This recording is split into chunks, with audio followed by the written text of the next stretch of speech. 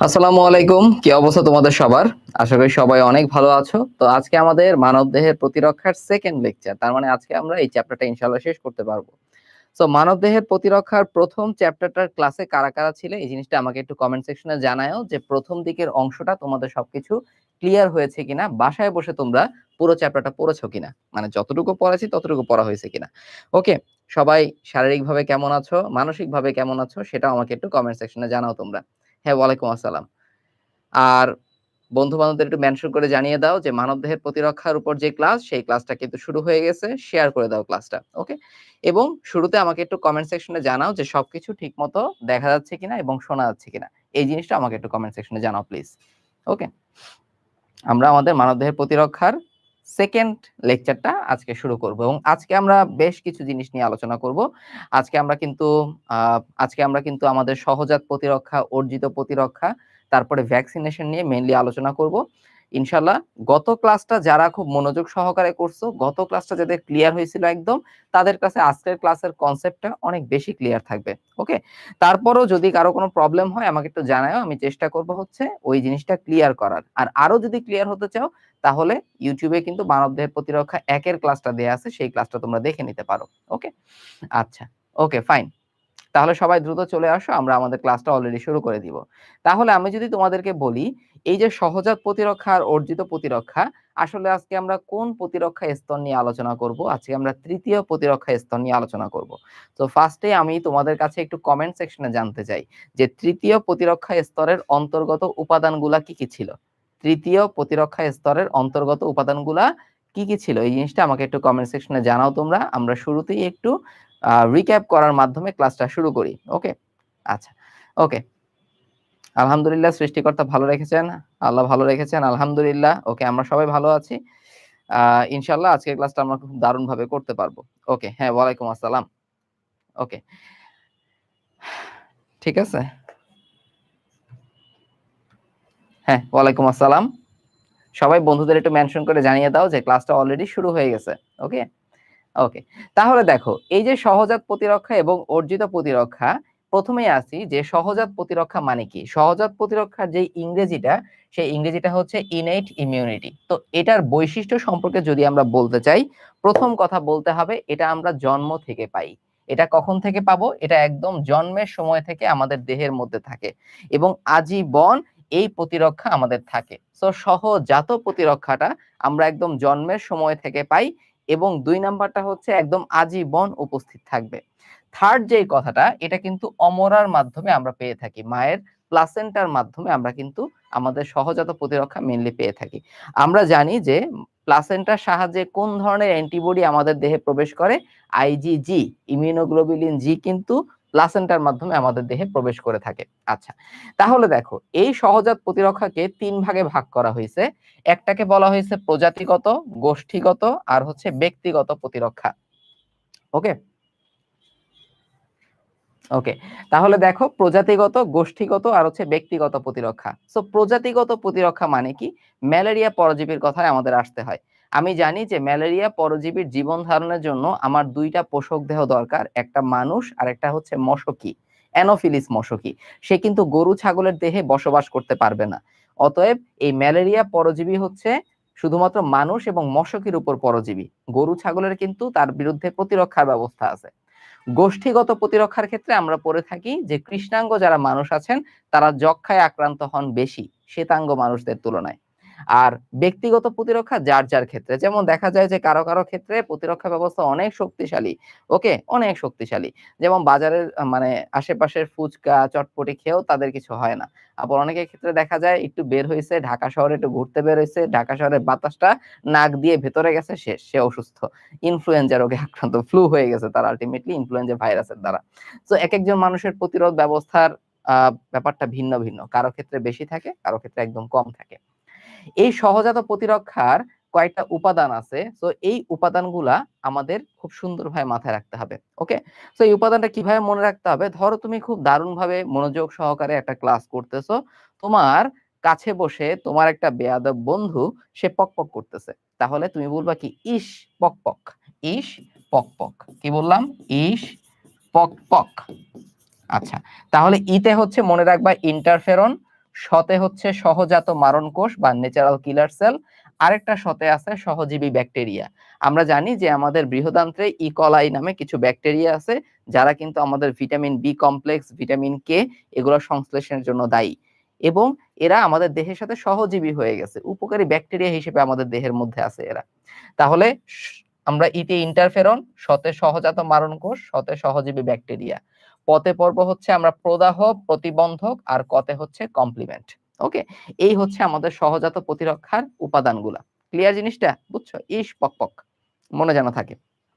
ওকে, এরপরে খেয়াল করো, এরপরে কি আছে? এরপরে আছে হচ্ছে অর্জিত প্রতিরক্ষা। সো ফার্স্টে আমি তোমাদের কাছে জানতে চাইবো, আমি যদি বলি যে সহজাত প্রতিরক্ষা আজীবন উপস্থিত থাকে না, এটা ট্রু নাকি ফলস?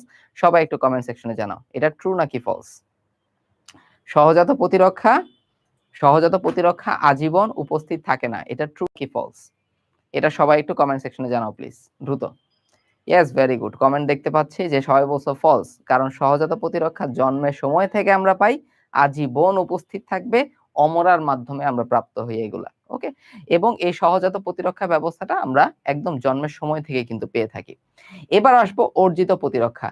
অর্জিত প্রতিরক্ষা কিন্তু আমরা জন্মের সময় থেকে পাই না, আমরা যখন এই পৃথিবীর আলো দেখলাম, আমাদের যত বয়স হতে থাকলো, যত ম্যাচিউর হতে থাকলাম আমরা, আমাদের নতুন নতুন রোগের সাথে, নতুন নতুন জীবাণুর সাথে পরিচিত হতে থাকলাম আমরা। সো এর মাধ্যমে আমরা যে প্রতিরক্ষা ব্যবস্থাটা পেয়ে থাকি সেটা অর্জিত প্রতিরক্ষা। তো অর্জিত প্রতিরক্ষা ব্যবস্থার জন্য এক্সপেরিয়েন্স জরুরি। ঠিক আছে, কি জরুরি? এক্সপেরিয়েন্সটা হচ্ছে জরুরি। তো এই অর্জিত প্রতিরক্ষাকে আমরা মূলত দুই ভাগে ভাগ করি, একটা সক্রিয় প্রতিরক্ষা, একটা হচ্ছে অক্রিয় প্রতিরক্ষা। এটা নিয়ে অলরেডি কিন্তু আমরা কথা বলে ফেলছি কালকে, যে কোনটা হচ্ছে প্রাকৃতিক সক্রিয় প্রতিরক্ষা, কোনটা প্রাকৃতিক অক্রিয় প্রতিরক্ষা, এগুলো আমরা গত ক্লাসেই দেখছিলাম। আমরা একটু রিভিউ করি। যেমন কোষ মাধ্যম প্রতিরক্ষা মানে কি? যখন কোন একটা জীবাণু ঢুকলো, সেই জীবাণুটাকে কোন একটা কোষ যদি ডিরেক্টলি মেরে ফেলে, তখন সেটাকে বলবো আমরা কোষ মাধ্যম প্রতিরক্ষা। যেমন সাইটোটক্সিক টি সেল, তার মানে এই টি সেল গুলা কি কোষের জন্য বিষ বা প্যাথোজেনের জন্য বিষ, তারা সরাসরি ওই প্যাথোজেনটাকে মেরে ফেলতে পারে, অথবা প্যাথোজেন আক্রান্ত কোষটাকে মেরে ফেলতে পারে। সো এরা কোষ মাধ্যম প্রতিরক্ষা দিয়ে থাকে।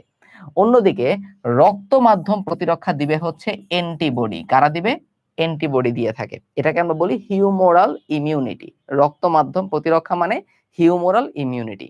আমরা জানি যে প্লাজমা বি কোষ যারা, তারা কিন্তু আমাদের এই অ্যান্টিবডি গুলো তৈরি করতে পারে।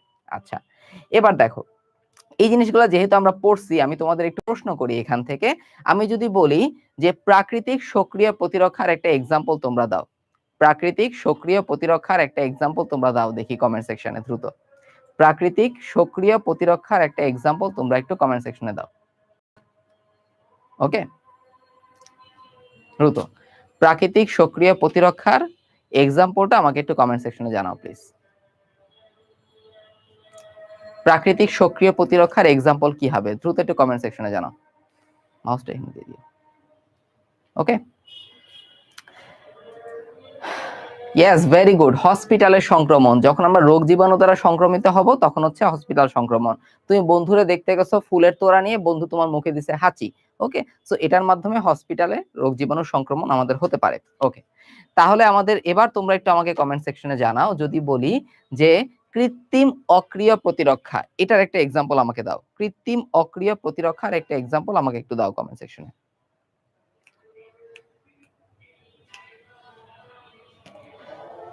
কৃত্রিম অক্রিয় প্রতিরক্ষার এক্সাম্পলটা আমাকে একটু কমেন্ট সেকশনে জানাও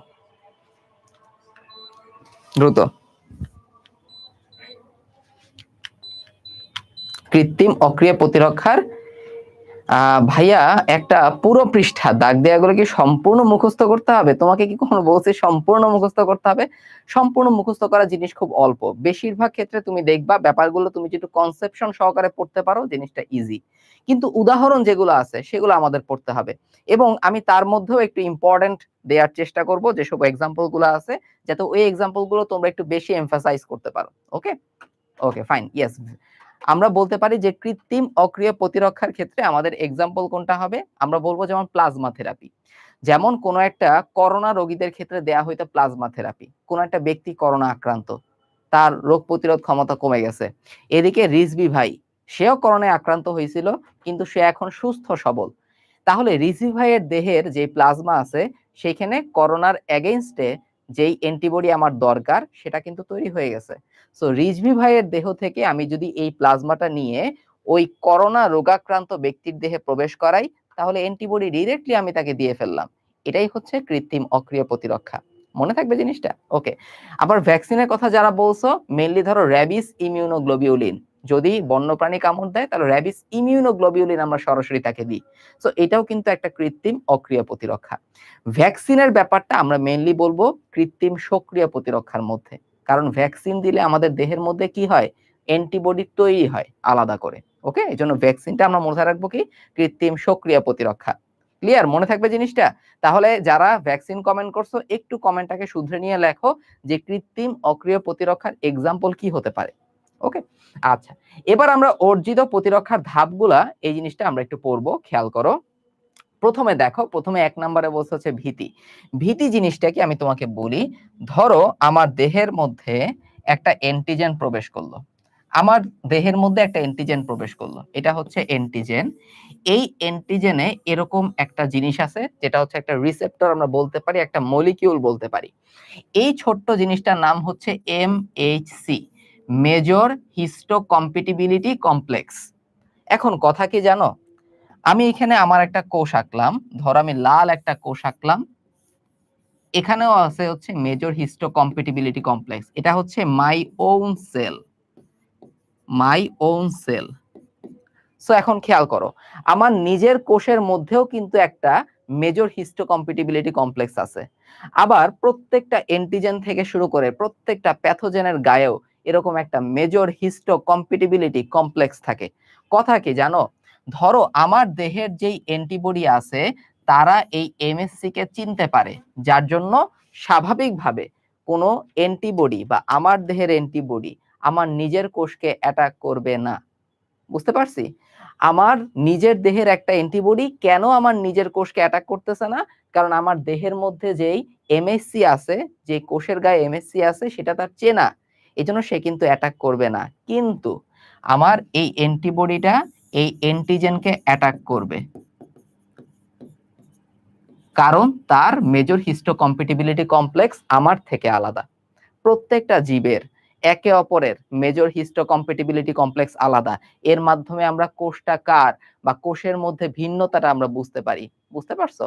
তোমরা দেখবা যে চাইলেই কেউ কিন্তু ডোনার হইতে পারে না, চাইলেই কেউ, আমি কিন্তু তোমাকে লিভার চাইলেই দান করতে পারবো না, ডোনেট করতে পারবো না। ওকে, কারো যদি লিভার ক্যান্সার থাকে অনেক সময় লিভার ট্রান্সপ্ল্যান্ট করতে হয়, আমি চাইলেই তাকে লিভার ট্রান্সপ্ল্যান্ট করতে পারবো না, কারণ এই এমএসসির জন্য আমার এই এমএসসি টাইপিং করতে হয়। যখন দেখবো আমার সাথে রেসিপিয়েন্টের এমএসসি মোটামুটি মিলে যায়, তখন আমি তাকে ডোনেট করতে পারি। এই জিনিসটাকে ক্লিয়ার হলো? এটা একটু আমাকে বলো। তাহলে তুমি আমাকে বলো যে প্রত্যেকটা সেলের গায়ে কি মলিকিউল থাকে, এটা একটু কমেন্ট সেকশনে আমাকে জানাও, আমরা ধাপে ধাপে ব্যাপারগুলো শিখবো। প্রত্যেকটা সেলের গায়ে কি একটা মলিকিউল থাকে, এই জিনিসটা আমাকে আগে কমেন্ট সেকশনে জানাও দেখি। ওকে ভাইয়া, এই ক্লাস করলে কি একাডেমিক কভার হবে? তোমার একাডেমিকের জন্য যত কনসেপ্ট দরকার তত ডিটেইলসে কিন্তু আমরা আরটিডিএস এর প্রি মেডিকেল ব্যাচ দুরন্ত পার 6.0 তে নিয়ে থাকি। সো এই ক্লাসগুলো করলে অবশ্যই তোমার কনসেপ্ট ক্লিয়ার হবে। আমরা মেইন বই লাইন বাই লাইন ধরে পড়াচ্ছি, সেটা বুঝাচ্ছি, তুমি তো এই ক্লাসে দেখতে পাচ্ছ। সাথে থাকো, শেষ পর্যন্ত থাকো, তাহলে জিনিসটা তোমাদের অনেক ক্লিয়ার হবে। ওকে, আচ্ছা, fine, very good. Major histocompatibility complex থাকে, ক্লিয়ার তাহলে? ওকে, আচ্ছা, এরপরে দেখো কি বলছে এখানে। এরপরে আমাদের হচ্ছে সন্ধানের কথা বলছে। সন্ধানের কথাটা জিনিসটা কি আমি তোমাদের বলি, সন্ধানের কথাটা জিনিসটা কি আমি তোমাদের বলি।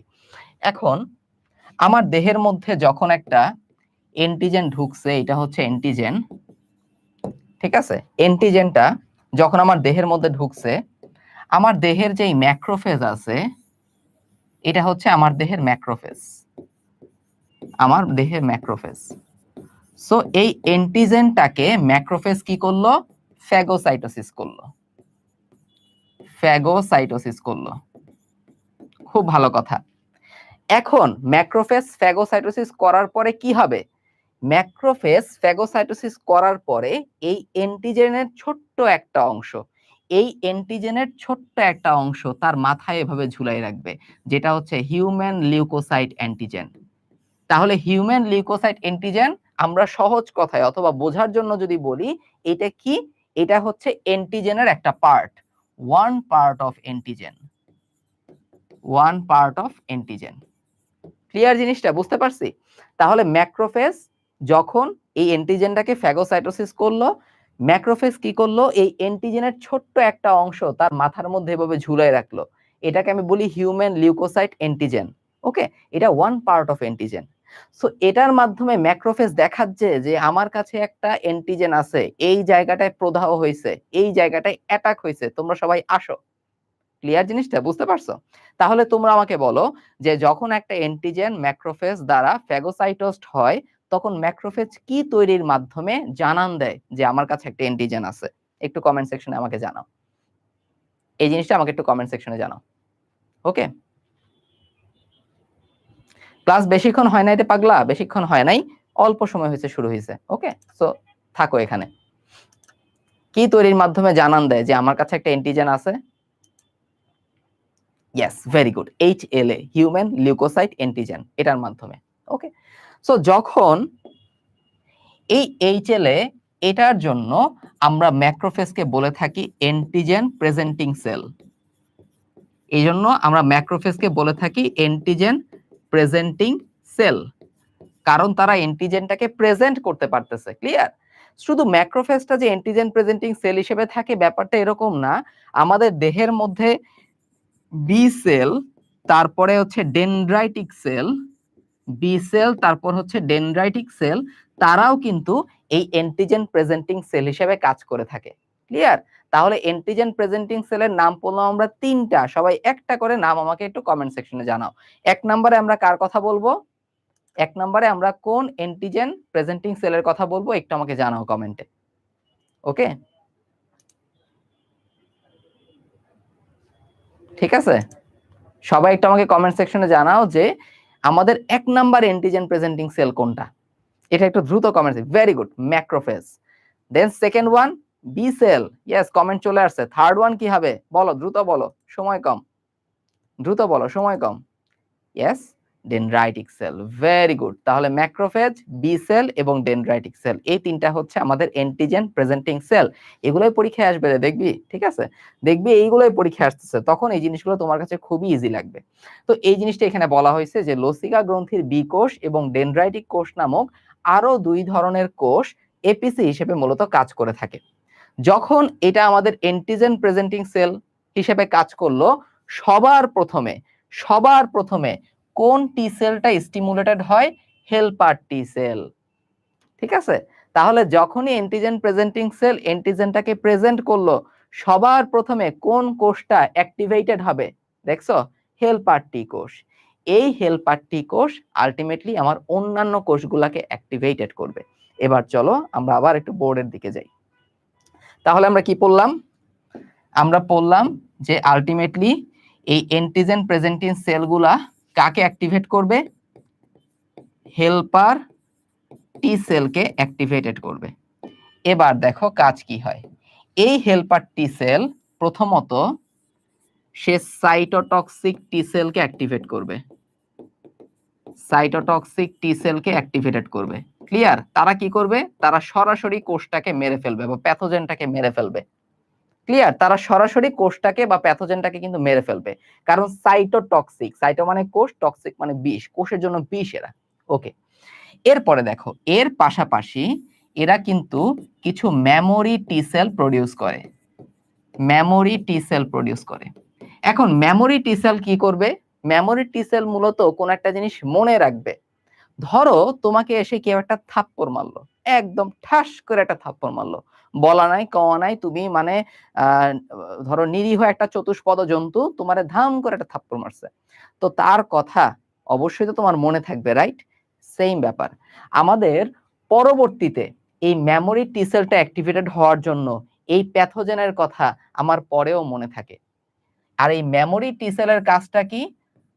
আমাদের প্রতিরক্ষা ব্যবস্থাটাকে অথবা প্রতিরক্ষা ব্যবস্থাটাকে আরো বেশি সক্রিয় করা, যেন পরবর্তীতে যদি সেম প্যাথোজেন অ্যাটাক করে তুমি তাকে ধরে সঙ্গে সঙ্গে প্যাদানো দিতে পারো, সঙ্গে সঙ্গে তুমি যাতে তাকে ধরাশায়ী করতে পারো।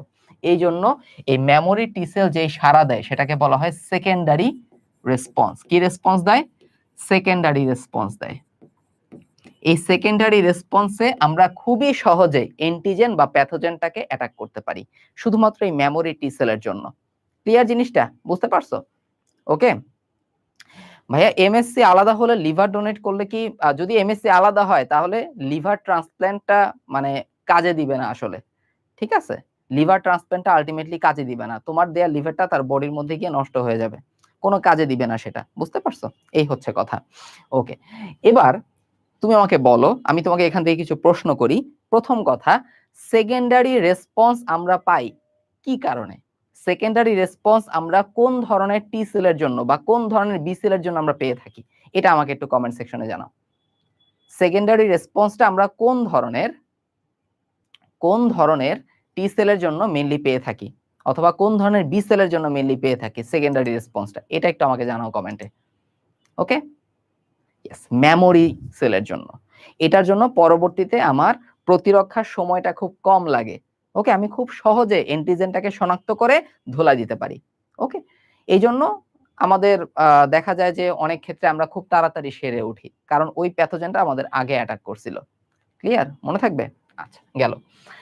একই সাথে এই যে হেল্পার টি সেল, তারা কিন্তু আমাদের বি সেলকে অ্যাক্টিভেট করে, এবং আমি জানি বি সেল থেকে আমরা পাবো প্লাজমা কোষ, যেই প্লাজমা কোষটা মেইনলি অ্যান্টিবডি তৈরির কাজে জড়িত, এবং একই সাথে মেমোরি বি সেলও হবে, মেমোরি বি সেলও হবে।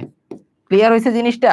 তাহলে আমি যদি তোমাদেরকে এখন প্রশ্ন করি যে আমাদের অ্যান্টিজেন প্রেজেন্টিং সেলগুলা যখন একটা অ্যান্টিজেনকে প্রেজেন্ট করে, সর্বপ্রথম কোন ধরনের কোষ সক্রিয় হয়, এটা একটু আমাকে কমেন্ট সেকশনে জানাও। সর্বপ্রথম কোন ধরনের কোষটা সক্রিয় হয়, এটা আমাকে একটু কমেন্ট সেকশনে জানাও তোমরা প্লিজ, দ্রুত।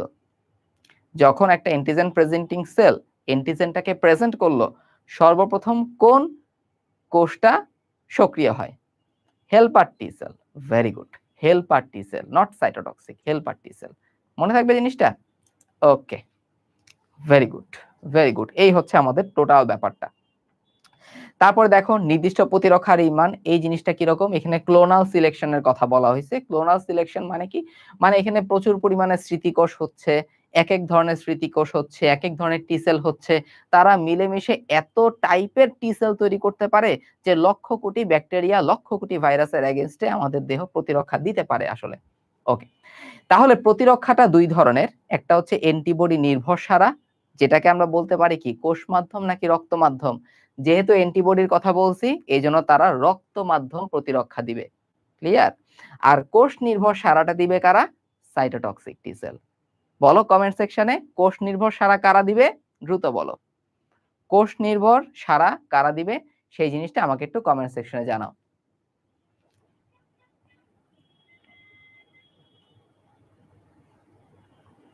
ওকে, কোষ নির্ভর সারাটা কোন ধরনের সেল দিয়ে থাকে এটা আমাকে জানাও কমেন্ট সেকশনে দ্রুত।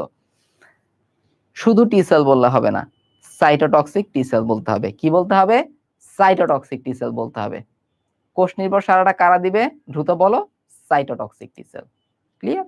কে দিবে? সাইটোটক্সিক টি সেল। Very good. আচ্ছা, গেল। আচ্ছা, ওকে, ফাইন। এবার আসো অতন্দ্র প্রহরার ব্যাপারটা আমরা জানি যে যখন কোন একটা অ্যান্টিজেন প্রথমবারের মতো আমাকে অ্যাটাক করবে, সেটাকে আমি বলি প্রাইমারি রেসপন্স। প্রাইমারি রেসপন্সের টাইমটা একটু বেশি হয়, কারণ তখন আমার নতুন করে অ্যান্টিবডি তৈরি করতে হয়। যখন ওই সেম অ্যান্টিজেন আমাকে অ্যাটাক করবে, তখন আমি দিব সেকেন্ডারি রেসপন্স। এই সেকেন্ডারি রেসপন্সের টাইমটা অনেক কম হয়। ক্লিয়ার? কারণ আমি জানি অলরেডি যে কোন প্যাথোজেন আমাকে অ্যাটাক করছে, আমার কোন অ্যান্টিবডি তৈরি করতে হবে।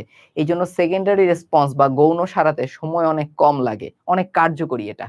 ওকে, এবার সহজাত এবং অর্জিত প্রতিরক্ষার মধ্যে আমরা একটু পার্থক্যটা পড়বো। আমি জানি সহজাত হচ্ছে আজীবন থাকবে, সব সময় উপস্থিত থাকে, কখনোই পূর্বে আক্রান্ত হওয়ার প্রয়োজন নাই। মা আমাদের কি করছেন? অমরার মাধ্যমে দিয়ে দিছেন, অলরেডি জন্ম থেকে আমরা প্রাপ্ত, এটা আজীবন উপস্থিত থাকবে। এরা তাৎক্ষণিক সারাদান কিন্তু দিয়ে থাকে। সহজাত প্রতিরক্ষায় কোনো স্মৃতিকোষ সৃষ্টি হয় না, কারণ সহজাত প্রতিরক্ষায় কোনো টি কোষও থাকে না, কোনো বি কোষও থাকে না। বুঝতে পারছো কেন? সো তোমাকে কেন আনসারটা খুঁজে বের করতে হবে, কেন সহজাত কোষগুলা স্মৃতিকোষ তৈরি করে না, কারণ কোনো টি কোষও নাই, এখানে বি কোষও নাই, কিভাবে আসবে? এটা আসবে না। আচ্ছা, এখানে কোনো অ্যালার্জিক প্রতিক্রিয়া সৃষ্টি হবে না, কারণ অ্যালার্জিক প্রতিক্রিয়া সৃষ্টির জন্য দায়ী কে? আমি জানি ইমিউনোগ্লোবিউলিন ই। তারপরে হচ্ছে আমার মাস্ট সেল, তারপরে আছে হচ্ছে বেসোফিল, এগুলা দায়ী। কিন্তু সহজাতের মধ্যে তো এই ধরনের কিছুই নাই, এজন্য তারা অ্যালার্জিক প্রতিক্রিয়া সৃষ্টি করবে না। প্রতিবন্ধকের তাপমাত্রা, পিএইচ, ত্বক, মিউকাস, মানে প্রতিবন্ধক যেগুলো আছে সেগুলা আর উপাদান। এখন তোমরা একটু আমাকে কমেন্ট সেকশনে জানাবা যে সহজাত প্রতিরক্ষার মধ্যে আমরা বেশ কয়েকটা এক্সাম্পল পড়ছিলাম, আমাদের এই এক্সাম্পলের মধ্যে সবাই একটা করে নাম একটু কমেন্ট সেকশনে জানাও, একটা করে নাম একটু আমাকে কমেন্ট সেকশনে জানাও কি কি পড়ছিলাম আমরা। নেমোনিটা ছিল হচ্ছে ইস্পক, ইস্পক করে, ঠিক আছে, ইস্পক। এখন তোমরা একটু সবাই কমেন্ট সেকশনে একটা করে সহজাত প্রতিরক্ষা এক্সাম্পল আমাকে একটু জানাও কমেন্টে। প্রথমে কোনটা পড়ছিলাম? রস্বই দিয়ে কি হবে? দ্রুত বলো, রস্বই দিয়ে কি হবে বলো তো? Yes, interferon. ইয়েস, কমেন্টের ঝড় শুরু হয়ে গেছে। ইন্টারফেরন, সহজাত মারণ কোষ, আর একটা সাথে সহজীবী ব্যাকটেরিয়া, তারপরে আছে কি প্রদাহ, প্রতিবন্ধক, আর কতে হচ্ছে কমপ্লিমেন্ট। ইজি না? ওকে, এগুলো হচ্ছে আমাদের সহজাত প্রতিরক্ষার কিছু এক্সাম্পল, মনে থাকবে তো? ওকে, এখন আমি তোমাদের জিজ্ঞাসা করি, সহজাত প্রতিরক্ষায় অ্যালার্জিক প্রতিক্রিয়া সৃষ্টি হয়, এটা ট্রু নাকি ফলস বলো? সহজাত প্রতিরক্ষায় অ্যালার্জিক প্রতিক্রিয়া সৃষ্টি হয়, এটা ট্রু নাকি ফলস?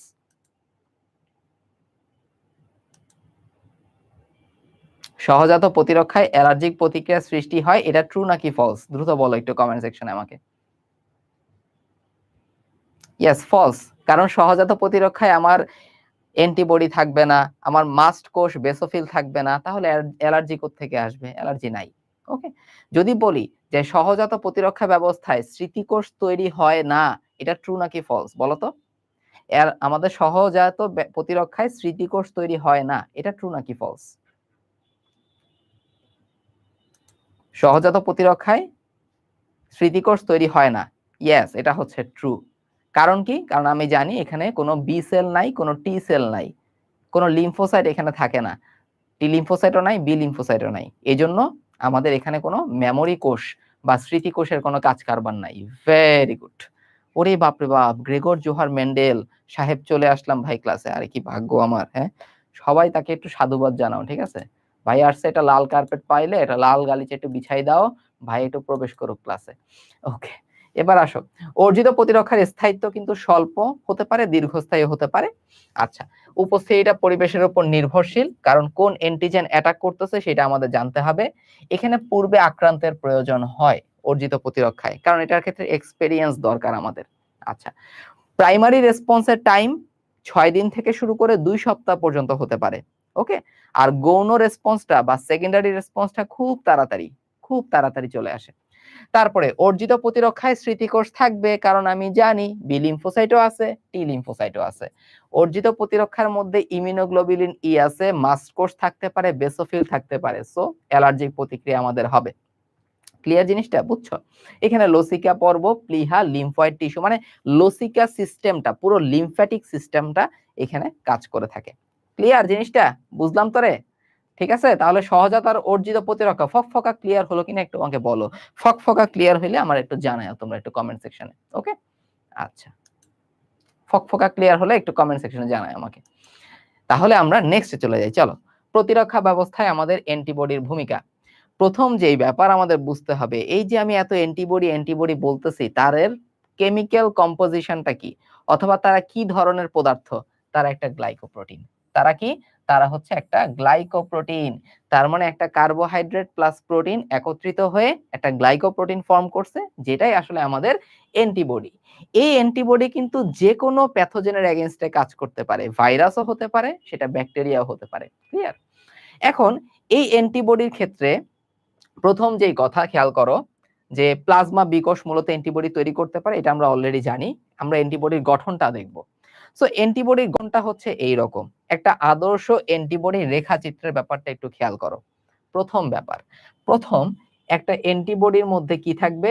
একটা অ্যান্টিবডির মধ্যে একটা ভারী শৃঙ্খল থাকবে। তাহলে এই লালটা হচ্ছে আমাদের অ্যান্টিবডির ভারী শৃঙ্খল।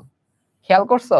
যেহেতু লম্বা একটা চেইন, তার মানে এটার ভর অবশ্যই বেশি হবে, এজন্য এটা ভারী শৃঙ্খল।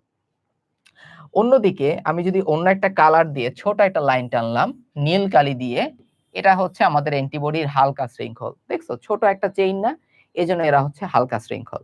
ওকে, এখন এই শৃঙ্খলগুলার তাহলে দুইটা ভারী শৃঙ্খল থাকবে, দুইটা হালকা শৃঙ্খল থাকে, কাহিনী শেষ।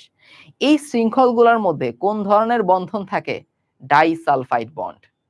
কি বন্ড? ডাইসালফাইড বন্ড থাকে। তাহলে দেখো, একটা ডাইসালফাইড, দুইটা, তিনটা। তাহলে আমাদের একটা অ্যান্টিবডির মধ্যে কয়টা ডাইসালফাইড বন্ড থাকে? তিনটা ডাইসালফাইড বন্ড থাকে। ওকে, ক্লিয়ার হলো জিনিসটা? আচ্ছা, এবার তুমি খেয়াল করো, অ্যান্টিবডির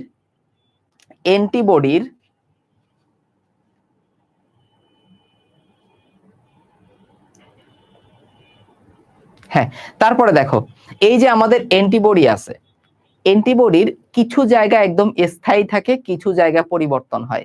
পরিবর্তন কেন হয়? কারণ এই জায়গাটা যেন অ্যাডাপ্ট করতে পারে। যত ধরনের ভাইরাস ব্যাকটেরিয়া আসুক না কেন, আমার অ্যান্টিবডির এই পরিবর্তনশীল অংশগুলার যেই অ্যামিনো অ্যাসিডের সিকোয়েন্স আছে, সেটা কিন্তু চেঞ্জ হতে পারে। চেঞ্জ হয়ে তারা অসংখ্য অ্যান্টিজেনের এগেইনস্টে কাজ করতে পারে। এই জন্য তার পরিবর্তনশীল অঞ্চলটা খুবই গুরুত্বপূর্ণ। এই জন্য এখানে বলা হয়েছে যে কিছু পরিবর্তনশীল অঞ্চল থাকে, কিছু স্থায়ী অঞ্চল থাকে। ক্লিয়ার হচ্ছে জিনিসটা? বুঝতে পারছি? এবার আসো, আমি বললাম যে একটা অ্যান্টিবডি আসলে কি ধরনের পদার্থ। আগে এটা আমাকে কমেন্ট সেকশনে জানাও যে অ্যান্টিবডি আমাদের কি ধরনের পদার্থ, এটা আমাকে একটু আগে কমেন্ট সেকশনে জানাও। ওকে, দ্রুত। মেগা ক্যারিওসাইট কি ভাইয়া? মেগা ক্যারিওসাইটটা হচ্ছে অণুচক্রিকা যেখান থেকে সৃষ্টি হয়, সেটা হচ্ছে আমাদের মেগা ক্যারিওসাইট। ওকে, মেগা ক্যারিওসাইট। বুঝতে পারছি? আমাদের অ্যান্টিবডিটা কোন ধরনের পদার্থ, এটা আমাকে একটু জানাও কমেন্ট সেকশনে। Yes, glycoprotein. Carbohydrate plus protein মিলে আমাদের এই অ্যান্টিবডিটা ফর্ম করে। আমাদের এই অ্যান্টিবডির মধ্যে কয়টা ভারী শৃঙ্খল থাকে? অ্যান্টিবডির মধ্যে ভারী শৃঙ্খল কয়টা থাকবে বলো? ওকে, হ্যাঁ, ভারী শৃঙ্খল কয়টা থাকে? আমাদের একটা অ্যান্টিবডির মধ্যে ভারী শৃঙ্খল কয়টা থাকে? কয়টা বলো? দুইটা হচ্ছে ভারী শৃঙ্খল। Very good. আমাদের এই অ্যান্টিবডির মধ্যে যে শৃঙ্খলগুলো থাকে, তাদের মধ্যে কি ধরনের বন্ধন থাকে? এটা একটু বলো কমেন্টে। তাদের মধ্যে কি ধরনের বন্ধন থাকে, এটা একটু জানাও কমেন্ট সেকশনে। ওকে, আমাদের এই যে অ্যান্টিবডির যে শৃঙ্খলগুলো আছে, তাদের মধ্যে কি ধরনের বন্ধন থাকে, এটা একটু জানাও কমেন্টে। Yes, disulphide bond. মনে থাকবে জিনিসটা? ওকে, এবার দেখো, এবার যে জিনিসটা আছে আমি বলি, চলো এবার আমরা দেখব বইয়ের কিছু লেখা আছে, খেয়াল করো। ভারী শৃঙ্খলের আণবিক ওজন কত? 50 কিলো ডাল্টন। ওকে, 50 কিলো ডাল্টন। ওকে, ডাল্টন একটা ছোট একক। তাহলে আমরা এটাকে বলতে পারি এরকম যে 50 কিলো ডাল্টনকে আমরা কিন্তু এভাবেও লিখতে পারি। কিভাবে?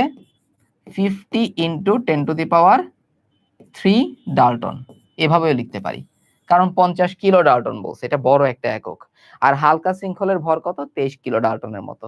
সহজ ভাষায় জাস্ট একটু মনে রাখো, যদি কখনো পরীক্ষায় আসে কাজে লাগতে পারে। আচ্ছা, ডাইসালফাইড বন্ড আমরা অলরেডি ক্লিয়ার করে ফেলছি। স্থায়ী অঞ্চল, পরিবর্তনশীল অঞ্চল, এই ব্যাপারটা আমরা ক্লিয়ার করছি।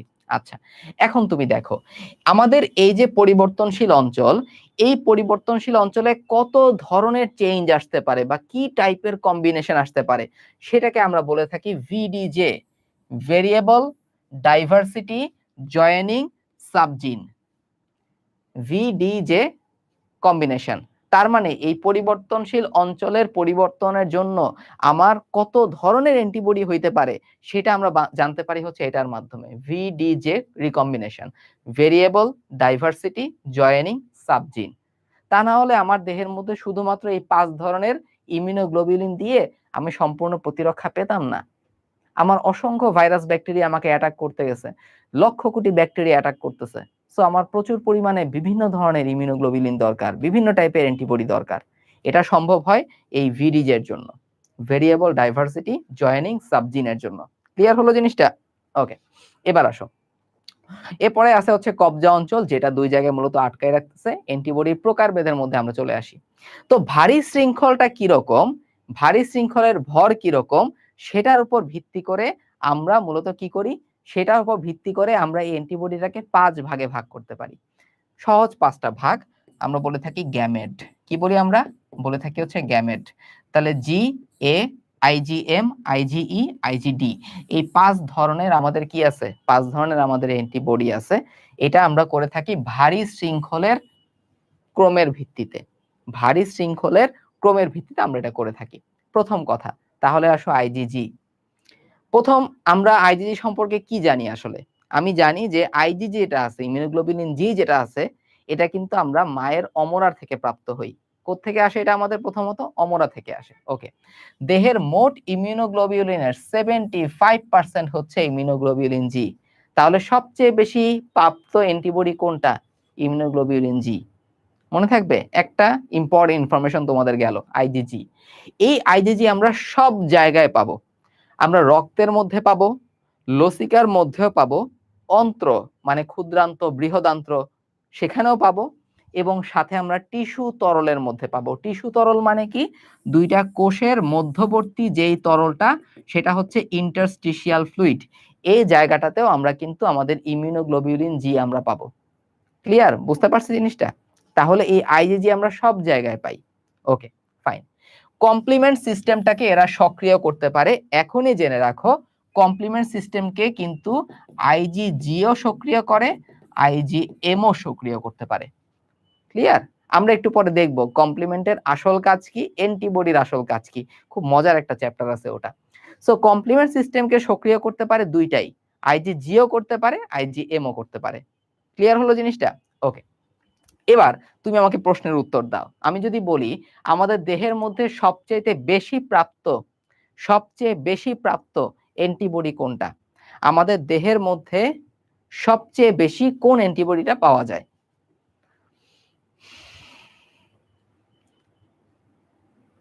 ওকে, সবচেয়ে বেশি কোন অ্যান্টিবডিটা পাওয়া যায়? দ্রুত কমেন্ট করবা। ইয়েস, আইজিজি পাওয়া যায়। Very good, very good. আইজিজিটা মূলত আমরা পেয়ে থাকি। এবার তুমি আমাকে বলো যে আইজিজি আমরা সব জায়গায় পেয়ে থাকি। আমি বলছি 4টা জায়গার কথা বলছি। সবাই একটা করে জায়গার নাম আমাকে কমেন্ট করো আগে। সবাই একটা করে জায়গার নাম একটু কমেন্ট সেকশনে জানাও আমাকে দ্রুত। ওকে, সবাই একটা করে জায়গার নাম আমাকে দ্রুত একটু কমেন্ট সেকশনে জানাও প্লিজ। আইজিজি আমরা সব জায়গায় পেয়ে থাকি। কোথায় কোথায়? প্রথমে বলবো রক্ত, লসিকা, অন্ত্র, আর 4 নাম্বারটা কোনটা আমাদের? টিস্যু তরল। এই 4টা জায়গায় মূলত আমরা পেয়ে থাকি আমাদের আইজিজি, মানে সব জায়গায় মূলত আমরা পাবো। আচ্ছা, এবার তুমি আমাকে বলো কমপ্লিমেন্ট সিস্টেমকে সক্রিয় করে থাকে কোন অ্যান্টিবডি? কমপ্লিমেন্ট সিস্টেমকে সক্রিয় করে থাকে কোন অ্যান্টিবডি? আসলে অনেক জায়গায় আসলে আবহাওয়াজনিত সমস্যা আছে, বৃষ্টি পড়তেছে কিংবা মেঘলা আবহাওয়া আছে, যার জন্য নেটের প্রবলেম হচ্ছে অনেক জায়গায়। বুঝতে পারছো? এটা আসলে সত্যি কথা বলতে আমার এন্ড থেকে এখানে কোনো প্রবলেম হচ্ছে না। বুঝতে পারছো? সো তোমরা কাইন্ডলি একটু তোমাদের নেট কানেকশনটা একটু অন অফ করে দেখতে পারো। এবং কি বলবো, এটা আসলে আবহাওয়াজনিত সমস্যা, এটা তো আমাদের হাতে নাই। ক্লিয়ার? অনেকের ক্ষেত্রে যেমন ফেসবুকে যারা ক্লাস করতেছে তাদের ক্ষেত্রে প্রবলেমটা একটু কম হচ্ছে। ইউটিউবে স্ট্রিমিং এ নেট প্রবলেমের জন্য হয়তোবা এই ধরনের প্রবলেম হতে পারে। নট সিওর আমি। বাট আমার এখান থেকে আমি তো আমার ক্লাস দেখতেছি, কোনো প্রবলেম নাই। আলহামদুলিল্লাহ। ইয়েস, আইজিজি এবং আইজিএম তারা কমপ্লিমেন্ট সিস্টেমটাকে সক্রিয় করে। থামস আপ তোদের জন্য। হাততালি। পারছিস? এবার আয় ইমিউনোগ্লোবিউলিন এ তে আমরা চলে আসি। এই যে ইমিউনোগ্লোবিউলিন এ, প্রথম কথা আমরা এদের পাবো মিউকাস আবরণীর মধ্যে। এখন প্রশ্ন, ভাইয়া মিউকাস কোনটা? মিউকাস আবরণী কোনটা খেয়াল করো।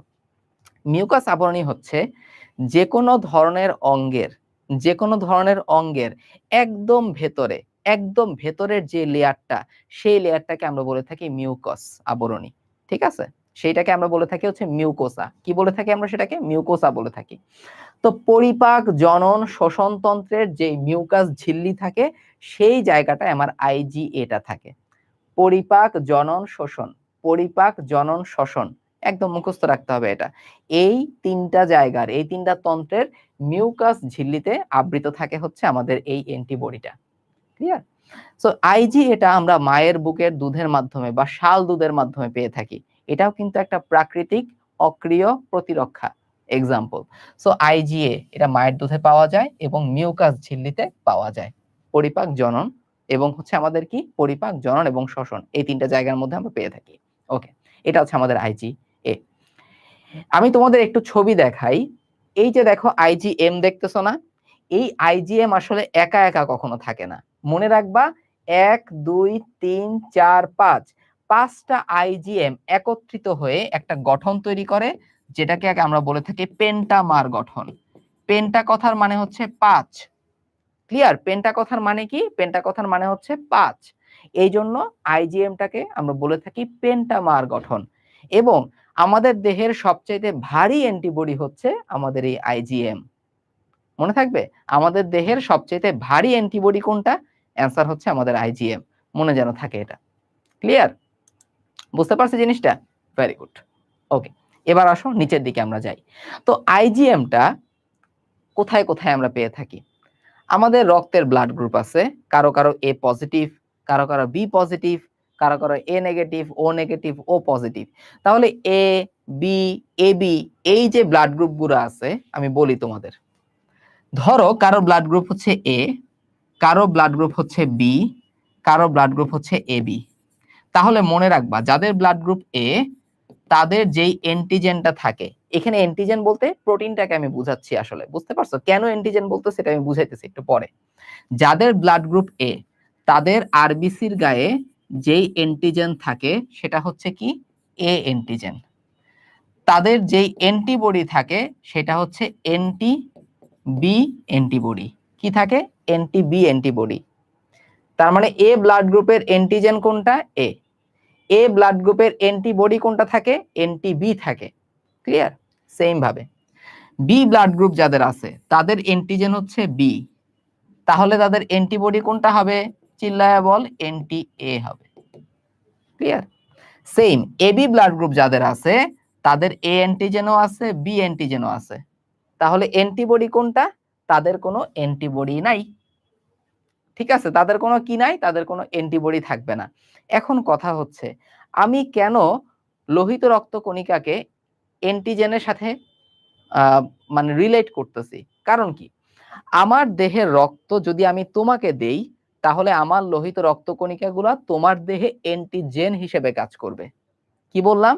আমার দেহের রক্ত বা লোহিত রক্তকণিকা যদি আমি তোমাকে দেই, তাহলে তোমার দেহে সেটা অ্যান্টিজেন হিসেবে কাজ করবে।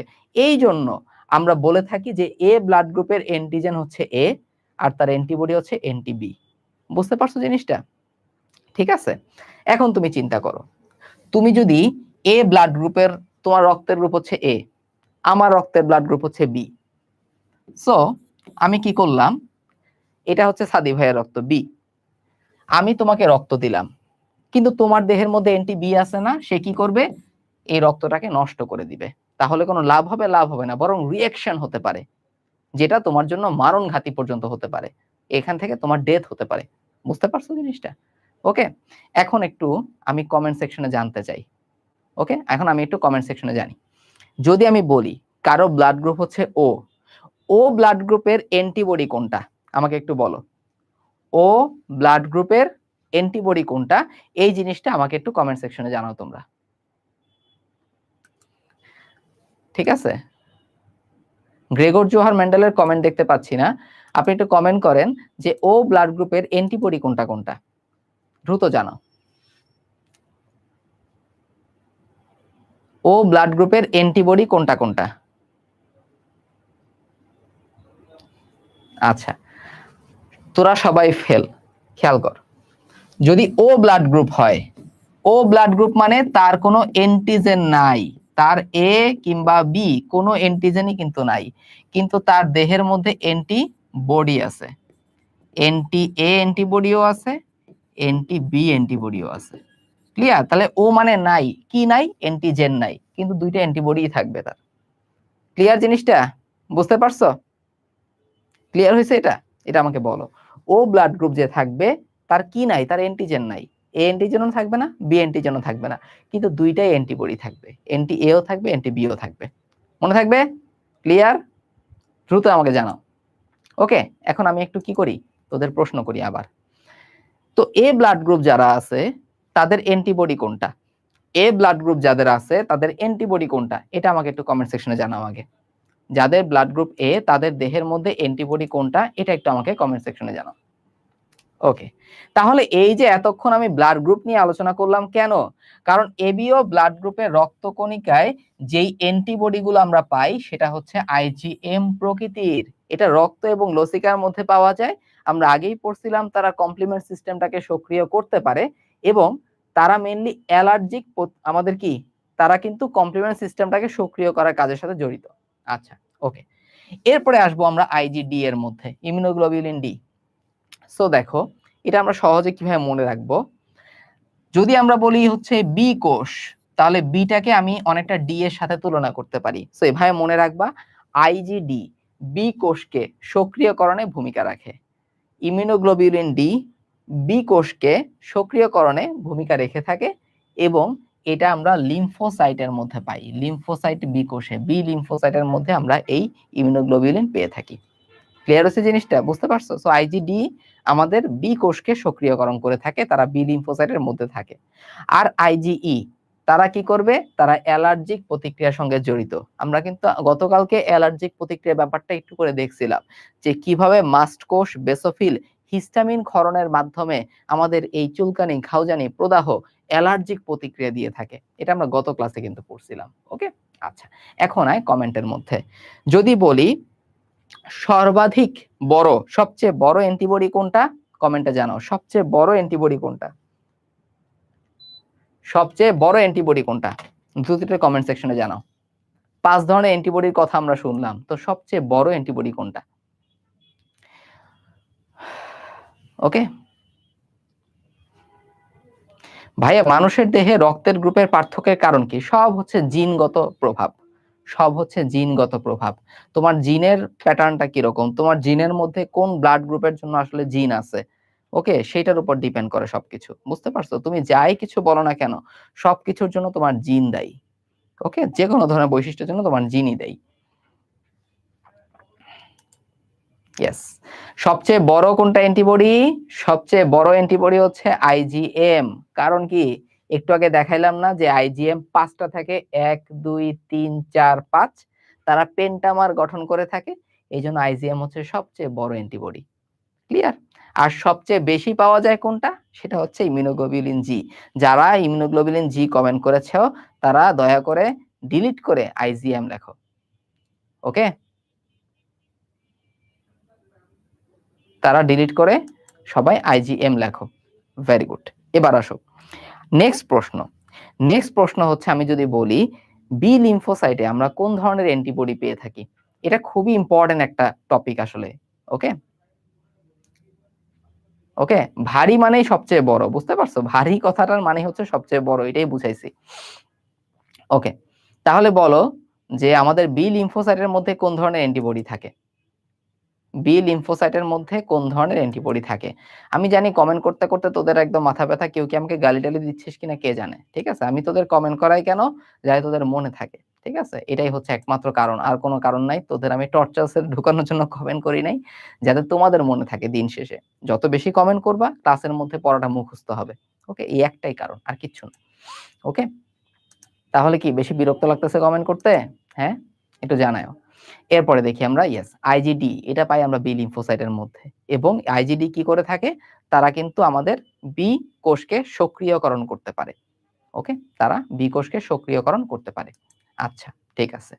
এবার তোমরা একটু আমাকে জানাও, সবচাইতে দুর্লভ অ্যান্টিবডি কোনটা? সবচাইতে দুর্লভ অ্যান্টিবডি কোনটা? সবচাইতে দুর্লভ অ্যান্টিবডি কোনটা?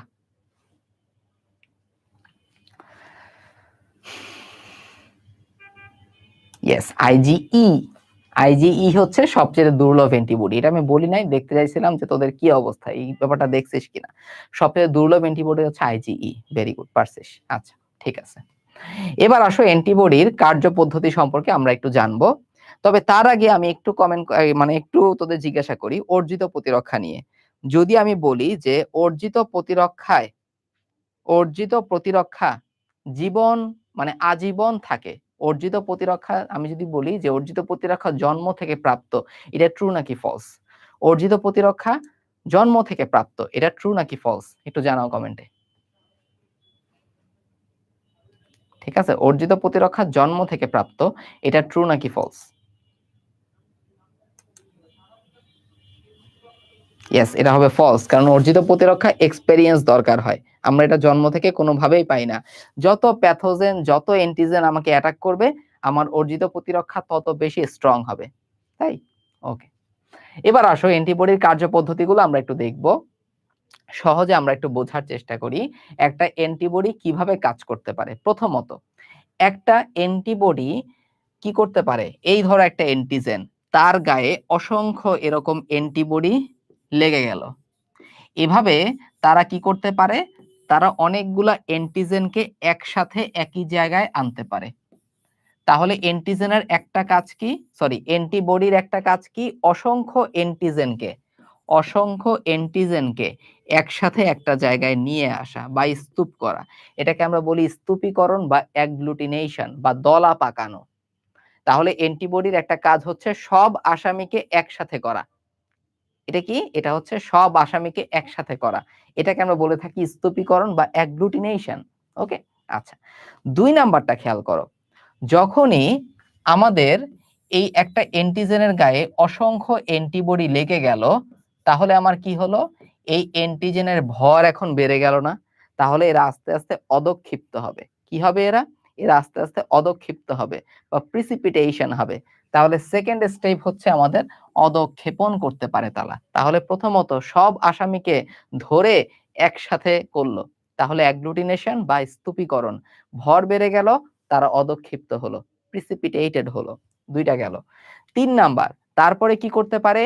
বিষকে নির্বিষ করা বা প্রশমন করা। ধরো অ্যান্টিজেনটা ক্ষার জাতীয়, সাপোজ মানে কথার কথা। অ্যান্টিজেন যদি ক্ষার জাতীয় হয়, অ্যান্টিবডি অ্যাসিড নিঃসরণ করবে, যাতে লবণ পানি তৈরি হয়ে যায়, মানে প্রশমন হয়ে যায়। ঠিক আছে? এটা মানে জাস্ট বোঝানোর জন্য বললাম আরকি। এটা হচ্ছে প্রশমন। তারপরেরটা হচ্ছে বিশ্লিষ্টকরণ বা লাইসিস, মানে অ্যান্টিজেনটাকে একদম টুকরা, টুকরা করে ফেলা। তাহলে এই ৪ টা প্রক্রিয়ায় আমাদের অ্যান্টিবডি মূলত কাজ করে থাকে। কোনটা, কোনটা? নাম্বার 1 অ্যাগগ্লুটিনেশন বা স্তূপীকরণ, নাম্বার 2 অদক্ষিপ্তকরণ, নাম্বার 3 প্রশমন করা, আর নাম্বার 4 বিশ্লিষ্টকরণ করা। তাহলে সবাই কাইন্ডলি একটা করে আমাকে একটু কমেন্ট সেকশনে জানাও যে অ্যান্টিবডির কার্যপদ্ধতি কি, কি আছে? ৪ টার কথা বললাম তো, সবাই একটু দ্রুত কমেন্ট সেকশনে জানাও। সংক্ষেপে জানাবা। ঠিক আছে? সংক্ষেপে। অ্যান্টিবডি কার্যপদ্ধতি আমি ৪ টা বললাম। সবাই একটা করে একটু কমেন্ট সেকশনে জানাও আমাকে দ্রুত। ওকে? এটা হচ্ছে অ্যান্টিবডির কার্যপদ্ধতি। ১ম টা কি? এগ্লু মানে অ্যাগগ্লুটিনেশন বা স্তূপীকরণ। Very good. তারপরে ২ নাম্বার বলছে অনেকে প্রশমন। Okay fine. ৩ নাম্বারটা কি হবে? বলো। ৩ নাম্বারটা কি হবে? ইয়েস, অদক্ষিপ্তকরণ অনেকে বলছে। ভেরি গুড, বা প্রিসিপিটেশন, অস্থির। আর লাস্টেরটা হচ্ছে অ্যান্টিজেনটাকে একদম সাইজ করা, টুকরা, টুকরা করা বা লাইসিস করা। ওকে? সহজ না? ওকে। এবার আসো। কমপ্লিমেন্ট প্রোটিন সক্রিয়করণ। এখন দেখো, এই যে আমাদের কমপ্লিমেন্ট আছে, কমপ্লিমেন্ট যে প্রোটিনটা আছে, তাদের কাজ করার উপায় কি? আমরা জানি যে কমপ্লিমেন্ট প্রোটিনগুলা অপসোনাইজেশনের কাজ করতে পারে। অপসোনিন কারা? যারা অ্যান্টিজেনটাকে ধরাই দিতে পারে। সো কমপ্লিমেন্টটা অ্যান্টিজেনের গায়ে লেগে থাকে এবং সে টি সেলের সামনে বা ম্যাক্রোফেজের সামনে অ্যান্টিজেনটাকে প্রেজেন্ট করতে পারে। এইজন্য কমপ্লিমেন্টের একটা কাজ হচ্ছে অপসোনাইজেশন করা। ক্লিয়ার? মনে থাকবে? তাহলে আমাদের কমপ্লিমেন্টের একটা কাজ কি? অপসোনাইজেশন করা। ১ নাম্বার গেল। এরপরে আমরা বলবো হচ্ছে কেমোটেক্সিস। খেয়াল করছো? কেমোটেক্সিস মানে কি? মানে সে অনেক কেমিক্যাল নিঃসরণ করে, যেটার গন্ধে, যেটার আকর্ষণে সব প্রতিরক্ষা কোষগুলা একটা জায়গায় একত্রিত হয়। সো এই কেমোটেক্সিসের কাজটা করে থাকে কমপ্লিমেন্ট। তাহলে প্রথম কথা, কেমোটেক্সিস করে থাকে কে? কমপ্লিমেন্ট। নাম্বার 2 আমরা কি বললাম? অপসোনাইজেশনের কাজটা কে করবে? কমপ্লিমেন্ট করবে। আচ্ছা, এর পরেরগুলা দেখো। সে স্তূপীকরণ করতেছে একদম অ্যান্টিবডির মতো, সে প্রশমন করতেছে একদম অ্যান্টিবডির মতো, তারপর সে বিশ্লিষ্টকরণও করবে। কিন্তু কখনোই কমপ্লিমেন্ট অদক্ষেপণ করে না। কমপ্লিমেন্ট কখনো কি করবে না? অদক্ষেপণ করবে না। ক্লিয়ার হলো জিনিসটা? তাহলে কমপ্লিমেন্ট সিস্টেমের কাজগুলা হচ্ছে ৫ টা। ৫ টা কাজ, এখন একটা, একটা করে বলো। প্রথম কাজ, সবাই সিকোয়েন্সটা মেইনটেইন করবা। ১ নাম্বার কাজ কি বলো দ্রুত? ১ নাম্বার কাজ কি আমাদের কমপ্লিমেন্টের? ১ নাম্বার কাজ কি? দ্রুত বলো। নাম্বার 1 কাজ কি হবে? অপসোনাইজেশন করা। নাম্বার 2 কাজ কি হবে? দ্রুত বলো, নাম্বার 2 কাজ কোনটা বলছিলাম আমি? আমি কিন্তু একটু সিকোয়েন্সটা উলটপালট করে দিছি, ঠিক আছে? নাম্বার 2 এর কাজ কি হবে? তারা কি করতে পারে? ইয়েস, তারা কেমোট্যাক্সিস করতে পারে। Very good. কেমোট্যাক্সিস করতে পারে। তারা কিছু রাসায়নিক পদার্থ নিঃসরণ করবে যার আকর্ষণে সব প্রতিরক্ষা কোষগুলো একটা জায়গায় একত্রিত হবে। ওকে? 3 নাম্বার কাজ 4, 5 সবগুলো একদম আমাদের অ্যান্টিবডির মতোই।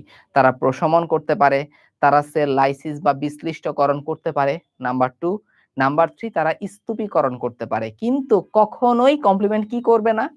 কমেন্ট সেকশনে জানাও যে কখনোই একটা কমপ্লিমেন্ট কি করতে পারে না? কখনোই একটা কমপ্লিমেন্ট কি করতে পারবে না?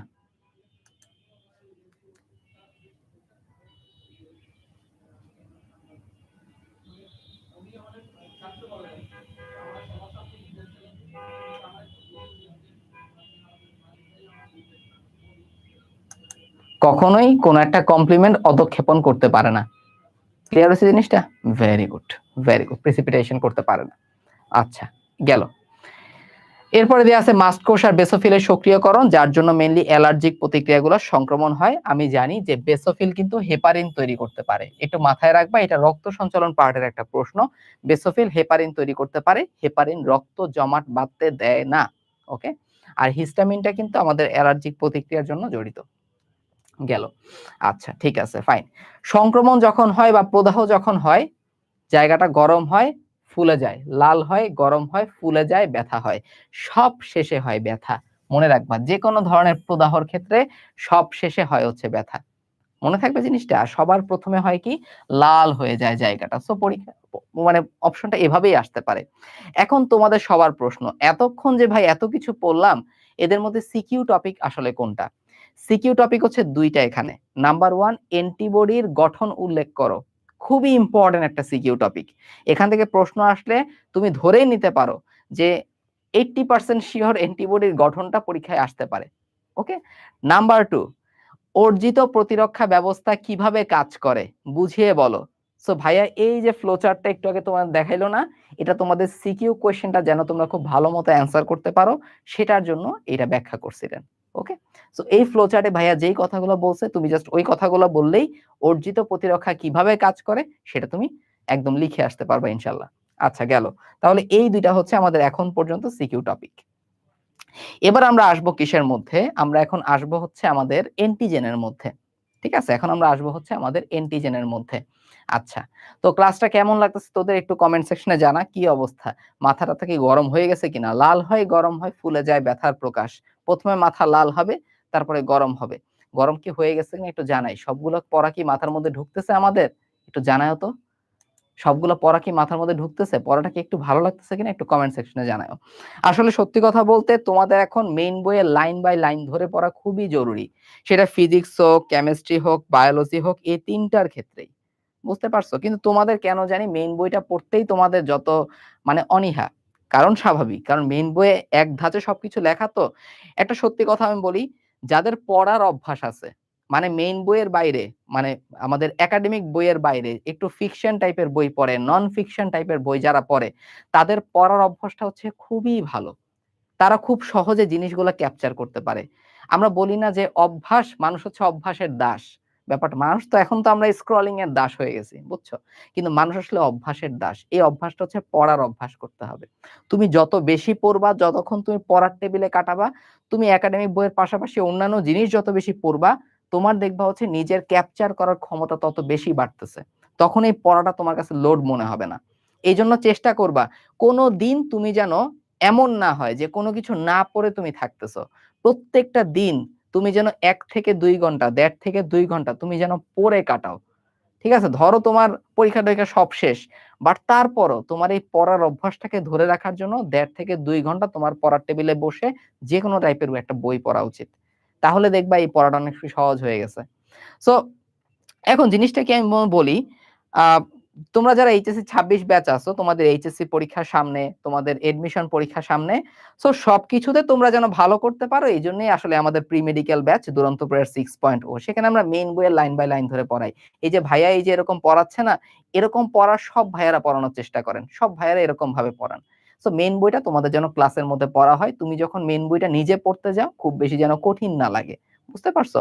সো তোমার হয়তোবা ক্লাস করতে একটু মানে ক্লাস করতে হয়তোবা একটু বোরিং লাগতে পারে।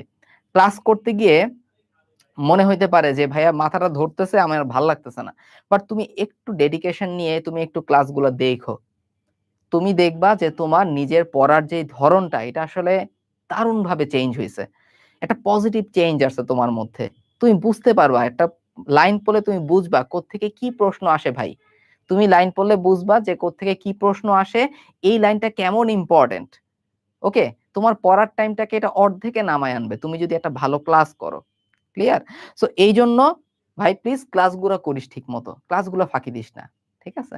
এই ছোট্ট ছোট্ট ডেডিকেশন, আমি তো প্রত্যেকবার একটা কথাই বলি যে একটা সময় গিয়ে তুমি এই অক্টোবর মাস নভেম্বর মাসে কি করছো সেটা তোমার মনে পড়বে। সো এই মনে পড়ার ব্যাপারটা যেন একটা প্রাউড মোমেন্ট হয় নিজের কাছে। নিজের কাছে যেন আমি জবাব দিতে পারি না আমি চেষ্টা করছিলাম ভাই, যদি না হয় আল্লাহ ভরসা, চেষ্টা করার পর না হইলে তো আমাদের হাতে কিছু নাই, তাকদিরের ব্যাপার এটা, তাই না? এরকম কত স্টুডেন্ট আছে তার লাইফ কি শেষ হয়ে গেছে? লাইফ শেষ হয় নাই।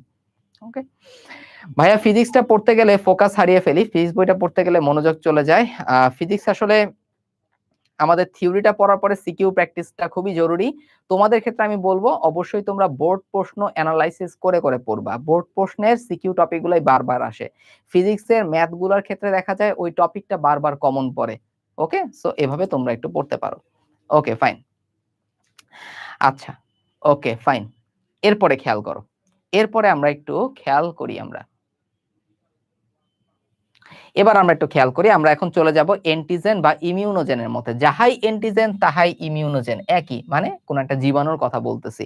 সো এন্টিজেন কি শুধুই জীবাণু? না, যার এগেইনস্টে অথবা যে অণু বা মলিকিউলের এগেইনস্টে আমার অ্যান্টিবডি তৈরি হয় সেটাই হচ্ছে আমার অ্যান্টিজেন বা ইমিউনোজেন। মনে থাকবে? সো এই অ্যান্টিজেনটাকে আমরা মূলত দুই ভাগে ভাগ করি, একটা হচ্ছে এক্সোজেনাস। এক্সোজেনাস মানে বাইরে থেকে কোন একটা অ্যান্টিজেন ভেতরে ঢুকতেছে। আরেকটা হচ্ছে এন্ডোজেনাস। এন্ডো মানে আমাদের ভেতরে, আমাদের দেহের ভেতরেই অ্যান্টিজেন তৈরি হচ্ছে। প্রশ্ন হচ্ছে আমার দেহের মধ্যে কিভাবে অ্যান্টিজেন তৈরি হইতে পারে? নাম্বার ওয়ান, আমার দেহে প্রচুর পরিমাণে প্রোটিন আছে, কোন একটা কারণে যদি প্রোটিনের ফরমেশন চেঞ্জ হয়ে যায় তাহলে সেটা অ্যান্টিজেন হিসেবে কাজ করতে পারে। নাম্বার টু, আমাদের কিন্তু টিউমার স্পেসিফিক অ্যান্টিজেন। ধরো আমার দেহের মধ্যে একটা টিউমার হলো, প্রোস্টেটের মধ্যে একটা টিউমার হলো, পুরুষের যে প্রোস্টেট থাকে সেই প্রোস্টেটের মধ্যে একটা টিউমার হলো, সেখান থেকে আমরা একটা অ্যান্টিজেন পাই, prostate specific antigen. Clear? So tumour হলে বা ক্যান্সার হলে আমাদের নিজেদের দেহের মধ্যেই অ্যান্টিজেনটা তৈরি হয়। বুঝতে পারছো জিনিসটা? ওকে, আচ্ছা। তাহলে প্রোটিন অ্যান্টিজেন আর টিউমার স্পেসিফিক অ্যান্টিজেন এই দুইটা হচ্ছে মেইন এন্ডোজেনাস অ্যান্টিজেন। এটা হচ্ছে খুব ইম্পর্টেন্ট। ওকে, এরপরে খেয়াল করো অ্যান্টিজেনের ধর্ম কোনগুলো আছে। প্রথম কথা ইমিউনোজেনিসিটি। ইমিউনো মানে প্রতিরক্ষা আর জেনিসিটি মানে তৈরি করা।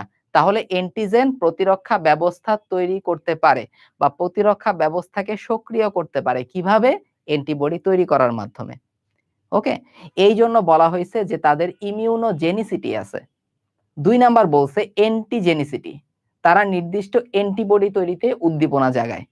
তাহলে ইমিউনোজেনিসিটি, অ্যান্টিজেনিসিটি, কারণ তারা অ্যান্টিবডি তৈরিতে উদ্দীপনা জাগায়। তিন নাম্বার বলছে বিজায়িতা।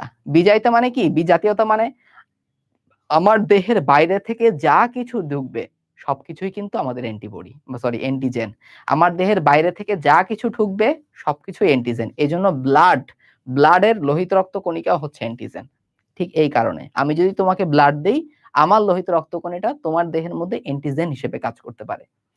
৪ নাম্বারটা হচ্ছে রাসায়নিক প্রকৃতি। এখানে কিছু কথা আছে। যদি আসে অ্যান্টিজেন প্রধানত কি ধরনের পদার্থ? অ্যান্সার হবে প্রোটিন। কিন্তু অ্যান্টিজেন যে শুধুমাত্র প্রোটিন ব্যাপারটা এরকম না। তারা কার্বোহাইড্রেট হতে পারে। তারা কিন্তু জটিল কার্বোহাইড্রেট বা পলিস্যাকারাইড হিসেবেও মূলত কাজ করতে পারে। ওকে? বুঝতে পারছো? আচ্ছা, ঠিক আছে। তাহলে এই কয়েকটা জিনিস আমরা পড়লাম। তাহলে আমরা অ্যান্টিজেনের ধর্ম, ১ নাম্বার ধর্ম কি সবাই একটু কমেন্ট সেকশনে জানাও তো, সংক্ষেপে জানাবা। যদি কেউ সংক্ষেপে কমেন্ট করবা, জাস্ট ফার্স্টের লেটারটা বা ফার্স্টের অক্ষরটা আমাকে একটু কমেন্ট সেকশনে জানাও প্লিজ।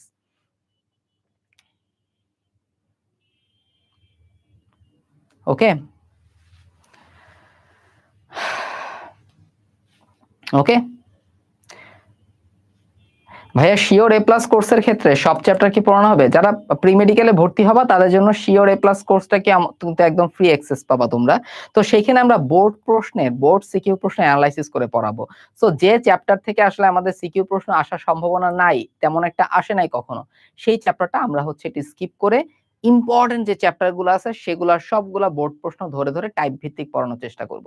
ওকে, বুঝতে পারছো? ইয়েস। ইমিউনোজেনিসিটি অস্থির, এই যে মানে আই লিখছো তার মানে ইমিউনোজেনিসিটি। 2 নাম্বারটা কি? এন্টিজেনিসিটি, মানে এ লিখে কমেন্ট করতে পারো, এন্টিজেনিসিটি। 3 নাম্বারটা হচ্ছে বি জাতীয়তা, মানে ফরেন একটা সাবস্টেন্স আমার দেহের মধ্যে ঢুকছে। 4 নাম্বারটা হচ্ছে রাসায়নিক প্রকৃতি, এটা তো জানলাম, তারা প্রোটিন জাতীয় পদার্থ মেইনলি। এখন কথা হচ্ছে কিছু হেপটেন আছে। হেপটেন বলতে কি বোঝায় খেয়াল করো, লিপিড, নিউক্লিক অ্যাসিড এবং সরল কার্বোহাইড্রেট, তিনটা হচ্ছে হেপটেন। হেপটেনটা কি আসতেছি, লিপিড, সরল কার্বোহাইড্রেট আর হচ্ছে নিউক্লিক অ্যাসিড, এই তিনটাকে আমরা কেন হেপটেন বলি? কারণ তারা যদি কোনো একটা ভারী প্রোটিন যেমন অ্যালবুমিনের সাথে যুক্ত হয়, কিসের সাথে যুক্ত হয়, যেমন অ্যালবুমিনের সাথে যুক্ত হয়, তখন তারা অ্যান্টিজেন হয়ে পড়ে। তাহলে তিনটা হচ্ছে হেপটেনের উদাহরণ, লিপিড, নিউক্লিক অ্যাসিড এবং হচ্ছে সরল কার্বোহাইড্রেট। তারা যদি অ্যালবুমিন বা ভারী প্রোটিনের সঙ্গে যুক্ত হয়, তারা কিন্তু অ্যান্টিজেনের ধর্ম প্রদান করে। ক্লিয়ার? এটা হচ্ছে আমাদের রাসায়নিক প্রকৃতি, আমাদের মনে রাখতে হবে। এখন তোমরা আমাকে বলো যে হেপটেন তিনটার নাম একটু কমেন্ট সেকশনে জানাও। হেপটেন তিনটার নাম আমাকে একটু কমেন্ট সেকশনে জানাও, এটা খুবই গুরুত্বপূর্ণ একটা জিনিস। হেপটেন তিনটার নাম আমাকে একটু দ্রুত কমেন্ট সেকশনে জানাও। হেপটেন তিনটার নাম কি? দ্রুত বলো। ইয়েস, ভেরি গুড, প্রথম আনসার চলে আসছে লিপিড। নেক্সট ওয়ান, লিপিডের পরে কি আছে? লিপিডের পরে থাকবে কোনটা, দ্রুত বলো তো? নিউক্লিক অ্যাসিড আর হচ্ছে সিম্পল কার্বোহাইড্রেট। অস্থির অস্থির, ভেরি গুড। তাহলে এরা যদি প্রোটিনের সঙ্গে যুক্ত হয় তখনই তারা অ্যান্টিজেনের ধর্ম প্রদর্শন করতে পারে, তা না হলে হবে না। ওকে, ডিটারমিন্যান্ট গ্রুপ আছে, যেমন ধরো অ্যান্টিজেনের একটা গ্রুপ থাকে, যে গ্রুপটা হচ্ছে এপিটপ, এই এপিটপের সঙ্গে অ্যান্টিবডিটা মূলত যুক্ত হয়। এটা ছোট্ট একটা পয়েন্ট, জাস্ট একটু রিভিশন দিয়ে রাখতে পারো। এবার অ্যান্টিজেন আর অ্যান্টিবডির মধ্যে পার্থক্য আমরা দেখব। প্রথমে আসো অ্যান্টিবডি। অ্যান্টিবডি অ্যান্টিজেনের এগেইনস্টে তৈরি হবে, আমরা এটা জানি। তাদেরকে বলা হয় ইমিউনোগ্লোবিউলিন। তারা গ্লাইকোপ্রোটিন জাতীয় বস্তু, দেখছিস এই জিনিসগুলাই তোমাদের আসবে। তারা প্লাজমা বি কোষ থেকে কিন্তু তৈরি হয় এবং তারা বিভিন্ন জায়গায় থাকবে।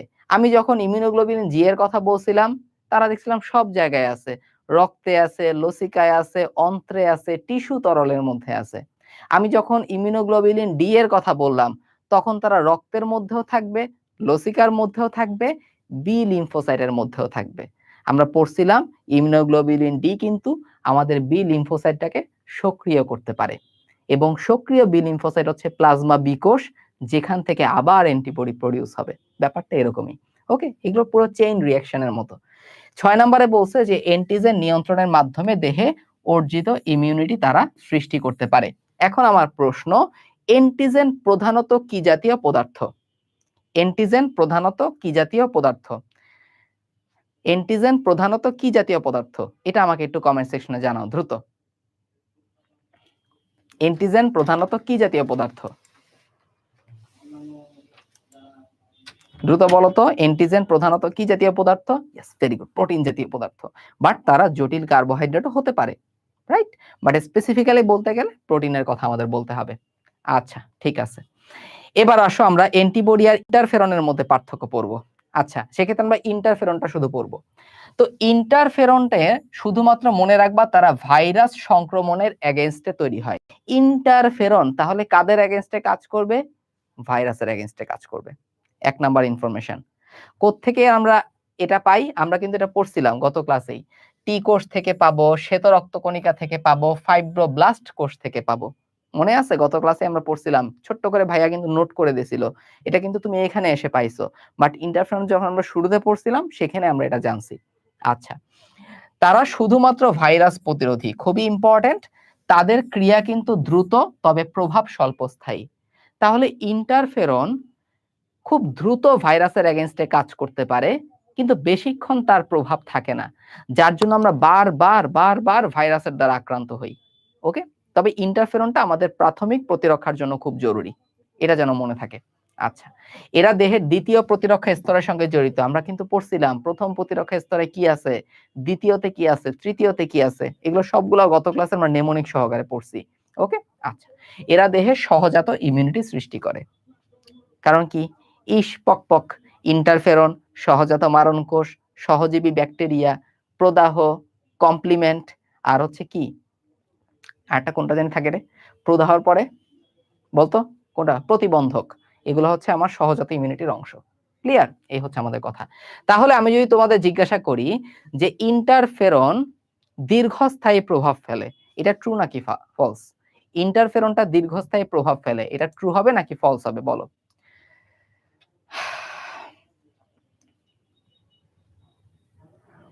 ওকে, ইন্টারফেরনটা দীর্ঘস্থায়ী প্রভাব ফেলে, এটা কি ট্রু হবে নাকি ফলস হবে? এটা ফলস হবে। তারা খুব দ্রুত কাজ করতে পারে, কিন্তু তাদের প্রভাবটা হচ্ছে খুব স্বল্পস্থায়ী প্রভাব। চলে আসো আমরা ভ্যাকসিনের মধ্যে চলে আসি আমরা। চলো, ভ্যাকসিন, আদর্শ ভ্যাকসিনের বৈশিষ্ট্য কি হবে? নাম্বার 1, আমি কোন একটা জায়গায় ভ্যাকসিন দিতে গেলাম, প্রথম কথা ভ্যাকসিনটা কি করতে হবে, আমার হচ্ছে আমার কি বলে, আমি যখন ভ্যাকসিন দিতে গেলাম, একটা আদর্শ ভ্যাকসিন আমি সব জায়গায় খুঁজে পাবো। অতএব সেটা হবে সুলভ্য, আমি এটা সস্তায় কিনতে পারবো, এটা সুস্থিত হবে, এটা দিলে আমার ক্ষেত্রে কোনো পার্শ্ব প্রতিক্রিয়া হবে না। সো প্রথম বৈশিষ্ট্য হচ্ছে এটা, এটা সস্তা হবে, সুলভ হবে, নিরাপদ হবে, কোনো পার্শ্ব প্রতিক্রিয়া এটার মধ্যে থাকবে না। 2 নাম্বারটা, অল্প পরিমাণে ভ্যাকসিন দিলেই সেটা কাজ করবে, এটাকে আমরা বলি স্বল্প মাত্রায় কার্যকর। ওকে, সো একটা আদর্শ ভ্যাকসিন অল্প দিলেই কাজ করার কথা। 3 নাম্বারটা, এরা আমার নিজের দেহের কোষকে অ্যাটাক করবে না, শুধুমাত্র জীবাণুকে অ্যাটাক করবে। এটা খুবই ইম্পর্টেন্ট একটা কথা। ওকে, 4 নাম্বারটা, এদের কার্যকারিতা দীর্ঘদিন থাকতে হবে। অতএব ইন্টারফেরন আমি ঢুকাই দিলাম, এটাকে আমি কি কোনো আদর্শ ভ্যাকসিন বলতে পারবো না। আসলে আসলে ভ্যাকসিন ব্যাপারটা কি, ভ্যাকসিন হচ্ছে সেটাই যেটা আমার দেহের মধ্যে অ্যান্টিবডি তৈরি করতে সক্ষম। ভ্যাকসিন আমার দেহের মধ্যে কি তৈরি করে? অ্যান্টিবডি তৈরি করে থাকে। ওকে, আচ্ছা, এটি খুব দ্রুত কাজ করে, তারপরে সুনির্দিষ্ট জীবাণুর এগেইনস্টে কাজ করে, কারণ আমরা জানি এক একটা জীবাণুর ভ্যাকসিন হচ্ছে এক এক রকম। যেমন যেমন আমরা যদি বলে থাকি হচ্ছে কোনটা, আমাদের যক্ষ্মার ভ্যাকসিন আলাদা, ধনুষ্টঙ্কারের ভ্যাকসিন আলাদা, বিসিজি টিকাটা শুধুমাত্র যক্ষ্মার এগেইনস্টে কাজ করবে। আমার ডিপিটি, এটা শুধুমাত্র ডিপথেরিয়া, তারপর হচ্ছে ধনুষ্টঙ্কার, হুপিং কাশি, এই 3টা রোগের এগেইনস্টে কাজ করবে। ওকে, আচ্ছা, আর হচ্ছে মায়ের অনাক্রম্যতা, আমি যদি মাকে ভ্যাকসিন দেই, সেই ভ্যাকসিনটা যদি সন্তানের মধ্যে যায়, তাহলে সেটাও একটা আদর্শ ভ্যাকসিন। তাহলে বেশ কিছু আদর্শ ভ্যাকসিনের বৈশিষ্ট্য, সবাই একটু দ্রুত কমেন্ট সেকশনে জানাও তো, যে এই 7টা বৈশিষ্ট্য সংক্ষেপে যে বলতে পারবা, আমি তার প্রতি মানে খুবই ইমপ্রেসড হব। আসলে আদর্শ ভ্যাকসিনের বৈশিষ্ট্য হচ্ছে 7টা, খুবই ইম্পর্টেন্ট। সবাই একটা একটা করে প্লিজ কমেন্ট সেকশনে জানাও দ্রুত, সবাই একটা একটা করে দ্রুত কমেন্ট সেকশনে জানাও আমাকে। তারপর আমরা ভ্যাকসিনের প্রকারভেদের মধ্যে চলে যাব। ওকে, ইয়েস, আমি ভ্যাকসিন দিব, সেটা সুলভ হবে, সেটা সস্তা হবে, নিরাপদ হবে, কোনো পার্শ্ব প্রতিক্রিয়া থাকবে না, এটা ইম্পর্টেন্ট পয়েন্ট। 2 নাম্বারটা আমি কি বলছিলাম বলতো, স্বল্প মাত্রায় দিলেই সেটা কাজ করবে, আমার খুব বেশি পরিমাণে যে ভ্যাকসিন দিতে হবে ব্যাপারটা এরকম না। Right, very good. 3 নাম্বারটা, আমি স্বল্প মাত্রায় ভ্যাকসিন দিলাম, এটা অনেক দিন ধরে কাজ করবে, দীর্ঘদিন ব্যাপী আমাকে নিরাপত্তা দিবে, সেফটি দিবে, খুব ইম্পর্টেন্ট একটা ব্যাপার। 4 নাম্বারটা ছিল কোনটা, যদি আমি মাকে ভ্যাকসিন দেই, সেটা কিন্তু সন্তানের মধ্যে যেতে যদি পারে, এটা একটা আদর্শ ভ্যাকসিনের একটা বৈশিষ্ট্য। ক্লিয়ার? ওকে, তারপরে কি, ইয়েস, শুধুমাত্র জীবাণুর এগেইনস্টে তারা কাজ করতে পারে, তারা কিন্তু শুধুমাত্র জীবাণুর এগেইনস্টে কাজ করবে, কখনোই কিন্তু আমাদের নিজেদের কোষকে তারা অ্যাটাক করবে না। ক্লিয়ার? Very good. তারা দীর্ঘদিন বা জীবন থাকবে, অস্থির। এবার আসো ভ্যাকসিনের প্রকারভেদগুলো আমরা এখন দেখব। কিছু ভ্যাকসিন হচ্ছে নিষ্ক্রিয় ভ্যাকসিন। নিষ্ক্রিয় ভ্যাকসিন মানে কি, ধরো কোন একটা জীবাণু, এই জীবাণুকে আমি একদম নিষ্ক্রিয় বা মেরে ফেললাম, মেরে ফেলে আমি দেহের মধ্যে ঢুকাইছি, এটা হচ্ছে আমার নিষ্ক্রিয় ভ্যাকসিন। এই ভ্যাকসিনের এক্সাম্পল কি কি আছে একটু খেয়াল করো, এই ভ্যাকসিনের এক্সাম্পল কি কি আছে খেয়াল করো। কলেরা, টাইফয়েড, প্লেগ, হুপিং কাশি। কলেরা, টাইফয়েড, প্লেগ, হুপিং কাশি। আমি এটার জন্য নেমোনিক ইউজ করতাম না, তোমাদের যদি কোনো নেমোনিক থাকে তোমরা এখানে সাজেস্ট করতে পারো, যার যার নেমোনিক তার তার কাছে আসলে, বুঝতে পারছো? সো আমি এটার জন্য নেমোনিক ইউজ করতাম না, আমি এভাবে পড়তাম, রিভিশন দিতেই আমার হয়ে গেছে। So cholera, typhoid, plague, whooping কাশি। কলেরা, টাইফয়েড, প্লেগ, হুপিং কাশি। তাহলে বলো শক্তিরাস ভ্যাকসিন কি কি আছে, সরি নিষ্ক্রিয় ভ্যাকসিন কি কি আছে? কলেরা, টাইফয়েড, প্লেগ, হুপিং কাশি। একবার একটু কমেন্ট করো, দেখবা হচ্ছে সহজেই মনে থাকবে। তাহলে বলো নিষ্ক্রিয় ভ্যাকসিন চারটার নাম একটু কমেন্ট সেকশনে জানাও, কমেন্ট সেকশনে। ওকে, দ্রুত জানাও। কে জানি বলছে যে আজকের ক্লাস এত তাড়াতাড়ি কেন হলো বুঝলাম না। আচ্ছা যাই হোক, কি কি আছে? কলেরা, টাইফয়েড, প্লেগ, হুপিং কাশি। ওকে, সবাই একটু কমেন্ট সেকশনে একটা একটা করে কমেন্ট করো, হয়ে যাবে আমাদের। কলেরা, টাইফয়েড, প্লেগ, হুপিং কাশি, ভেরি গুড। নেমোনিক থাকলে তোমরা ইউজ করতে পারো, নো প্রবলেম। শক্তিরাস জীবন্ত ভ্যাকসিন, তার মানে আমি জীবাণুটাকে একটু শক্তি হ্রাস করে দিছি, কিন্তু সে আসলে জীবন্ত। শক্তি হ্রাস করে দিছি কিন্তু সে আসলে হচ্ছে জীবন্ত। এই ফুটবল মার্কা ইমোজি বারবার কে দিচ্ছে আসলে? হ্যাঁ, এত রহস্যটা উদ্ঘাটন করা উচিত, বুঝতেছি না। আচ্ছা যাই হোক, শক্তিরাস ভ্যাকসিন একটু খেয়াল করো, এটা কোনটা কোনটা। ওকে, খুব সহজ এটা। প্রথমে খেয়াল করো, হাম, মামস, রুবেলা। কোনটা কোনটা? হাম, মামস, রুবেলা। ওকে, হাম, মামস, রুবেলা। পোলিও, পানি বসন্ত, যক্ষা, টাইফয়েড। ওকে, প্রথমে কি বললাম? হাম, মামস, রুবেলা। ময়ের পরে মামস, মামসের পরে হচ্ছে রুবেলা। তারপরে পোলিও, পানি বসন্ত, যক্ষা, টাইফয়েড। মনে থাকবে, হাম, মামস, রুবেলা, পোলিও, পানি বসন্ত, যক্ষা, টাইফয়েড। ওকে, বুঝতে পারছি জিনিসটা? মোহিনী একটা বলছে কাপ হটাই। আচ্ছা, হটাই হটাই, কাটাপ্লেহা, ওরে বাপরে বাপ, মানে কাটাপ্পা, বাহুবলীর কাটাপ্পা টাটাপ্পা সব চলে আসতেছে নেমোনিকের মধ্যে। যেমনি ইচ্ছা কমেন্ট করো ভাই, কোনো সমস্যা নাই। যার ইচ্ছা সে নেমোনিক ইউজ করবা, আমার নেমোনিক মনে থাকতো না এগুলোর জন্য। সো হাম, মামস, রুবেলা, পোলিও, পানি বসন্ত, যক্ষা, টাইফয়েড, শক্তিরাস ভ্যাকসিন, শেষ। কি আর নেমোনিক? ওকে, কোনো নেমোনিক দরকার নেই, বাট কমেন্ট করতে পারো, যার কাজে লাগবে সে ইউজ করতে পারো। এবার আসো টক্সয়েড ভ্যাকসিন। টক্সয়েড ভ্যাকসিনটা মানে কি? টক্সয়েড ভ্যাকসিন মানে আমি আমার যে বিষ আছে, জীবাণুর যে বিষ, সেই বিষটাকে মূলত কাজে লাগতেছে। যেমন আমাদের ডিপথেরিয়া, টিটেনাস। আমরা যে ডিপথেরিয়া এবং টিটেনাসের টিকা দিই সেটা হচ্ছে টক্সয়েড ভ্যাকসিন। এটা হচ্ছে টক্সয়েড, টক্সিন হিসেবে কাজ করবে। ক্লিয়ার? এটা হচ্ছে টক্সিন হিসেবে কাজ করবে। আচ্ছা, উপ একক ভ্যাকসিন, এটা খুবই সহজ। দুইটাই উদাহরণ একটার। একটা হচ্ছে আমাদের হেপাটাইটিস বি আছে, আর হচ্ছে human papilloma, HPV, human papilloma virus. এটা দিয়ে কি হয়? জরায়ু মুখের ক্যান্সার হয়। আর হচ্ছে হেপাটাইটিস বি ভাইরাস। ওকে, হেপাটাইটিস বি ভাইরাসের ভ্যাকসিন। এই দুইটা হচ্ছে আমাদের উপ একক বা সাব ইউনিট হিসেবে আমরা ইউজ করে থাকি। ক্লিয়ার? এটা হচ্ছে উপ একক ভ্যাকসিন। আমি ধরবো প্রত্যেকটা।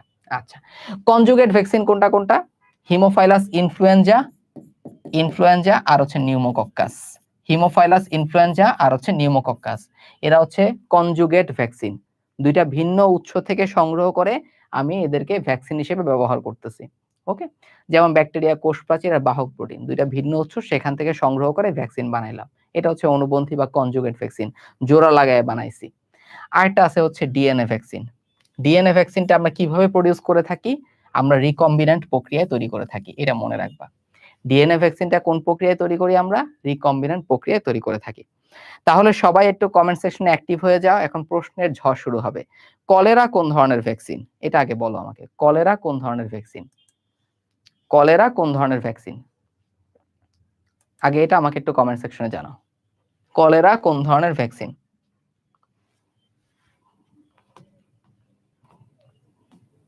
কলেরা কোন ধরনের ভ্যাকসিন? দ্রুত একটু জানাও কমেন্টে।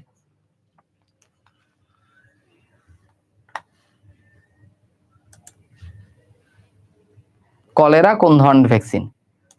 ইয়েস, ভেরি গুড, সেটা হবে হচ্ছে নিষ্ক্রিয় ভ্যাকসিন। কলেরা কোন ধরনের ভ্যাকসিন হবে? এটা হবে হচ্ছে নিষ্ক্রিয় ভ্যাকসিন। ওকে, এবার তুমি আমাকে বলো, যদি বলি নিউমোকক্কাস, এটা কোন ধরনের ভ্যাকসিন হবে? নিউমোকক্কাসটা এটা কোন ধরনের ভ্যাকসিন হবে? দ্রুত বলো, নিউমোকক্কাসটা কোন ধরনের ভ্যাকসিন হবে? নিউমোকক্কাস কোন ধরনের ভ্যাকসিন হবে? দ্রুত একটু বলো, দেরি করা যাবে না, দ্রুত বলো। নিউমোকক্কাস কোন ধরনের ভ্যাকসিন? ইয়েস, নিউমোকক্কাস কোন ধরনের ভ্যাকসিন? এরা আসলে হচ্ছে কনজুগেট ভ্যাকসিন। একটু আগে আমরা দেখলাম না, এই যে দেখো নিউমোকক্কাস, কনজুগেট ভ্যাকসিন, নিউমোকক্কাস আর হিমোফাইলাস ইনফ্লুয়েঞ্জা। ঠিক আছে, তাহলে কনজুগেট ভ্যাকসিন কোন দুইটা? হিমোফাইলাস ইনফ্লুয়েঞ্জা আর হচ্ছে কোনটা আমাদের হিমোফাইলাস ইনফ্লুয়েঞ্জা, আর একটা কি হবে আমাদের বলো, নিউমোকক্কাস। এই দুইটা হচ্ছে আমাদের conjugate vaccine. Okay fine, very good. এবার আমি তোমাদেরকে জিজ্ঞাসা করলাম যে আমাদের পোলিও, পানি বসন্ত এই দুইটা কোন ধরনের ভ্যাকসিন? পোলিও, পানি বসন্ত এরা কোন ধরনের ভ্যাকসিন? পোলিও, পানি বসন্ত এরা কোন ধরনের ভ্যাকসিন?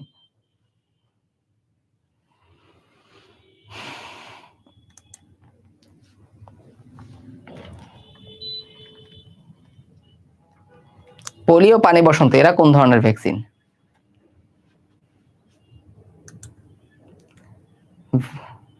পোলিও, পানি বসন্ত এরা কোন, ভেরি গুড, এরা শক্তি হ্রাসের ভ্যাকসিন।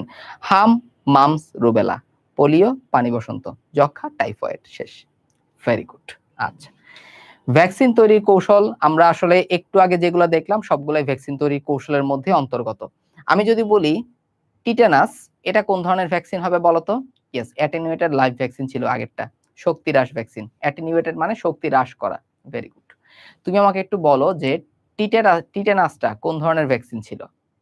টিটানাসটা কোন ধরনের ভ্যাকসিন ছিল? একটু কমেন্ট সেকশনে জানাও এটা।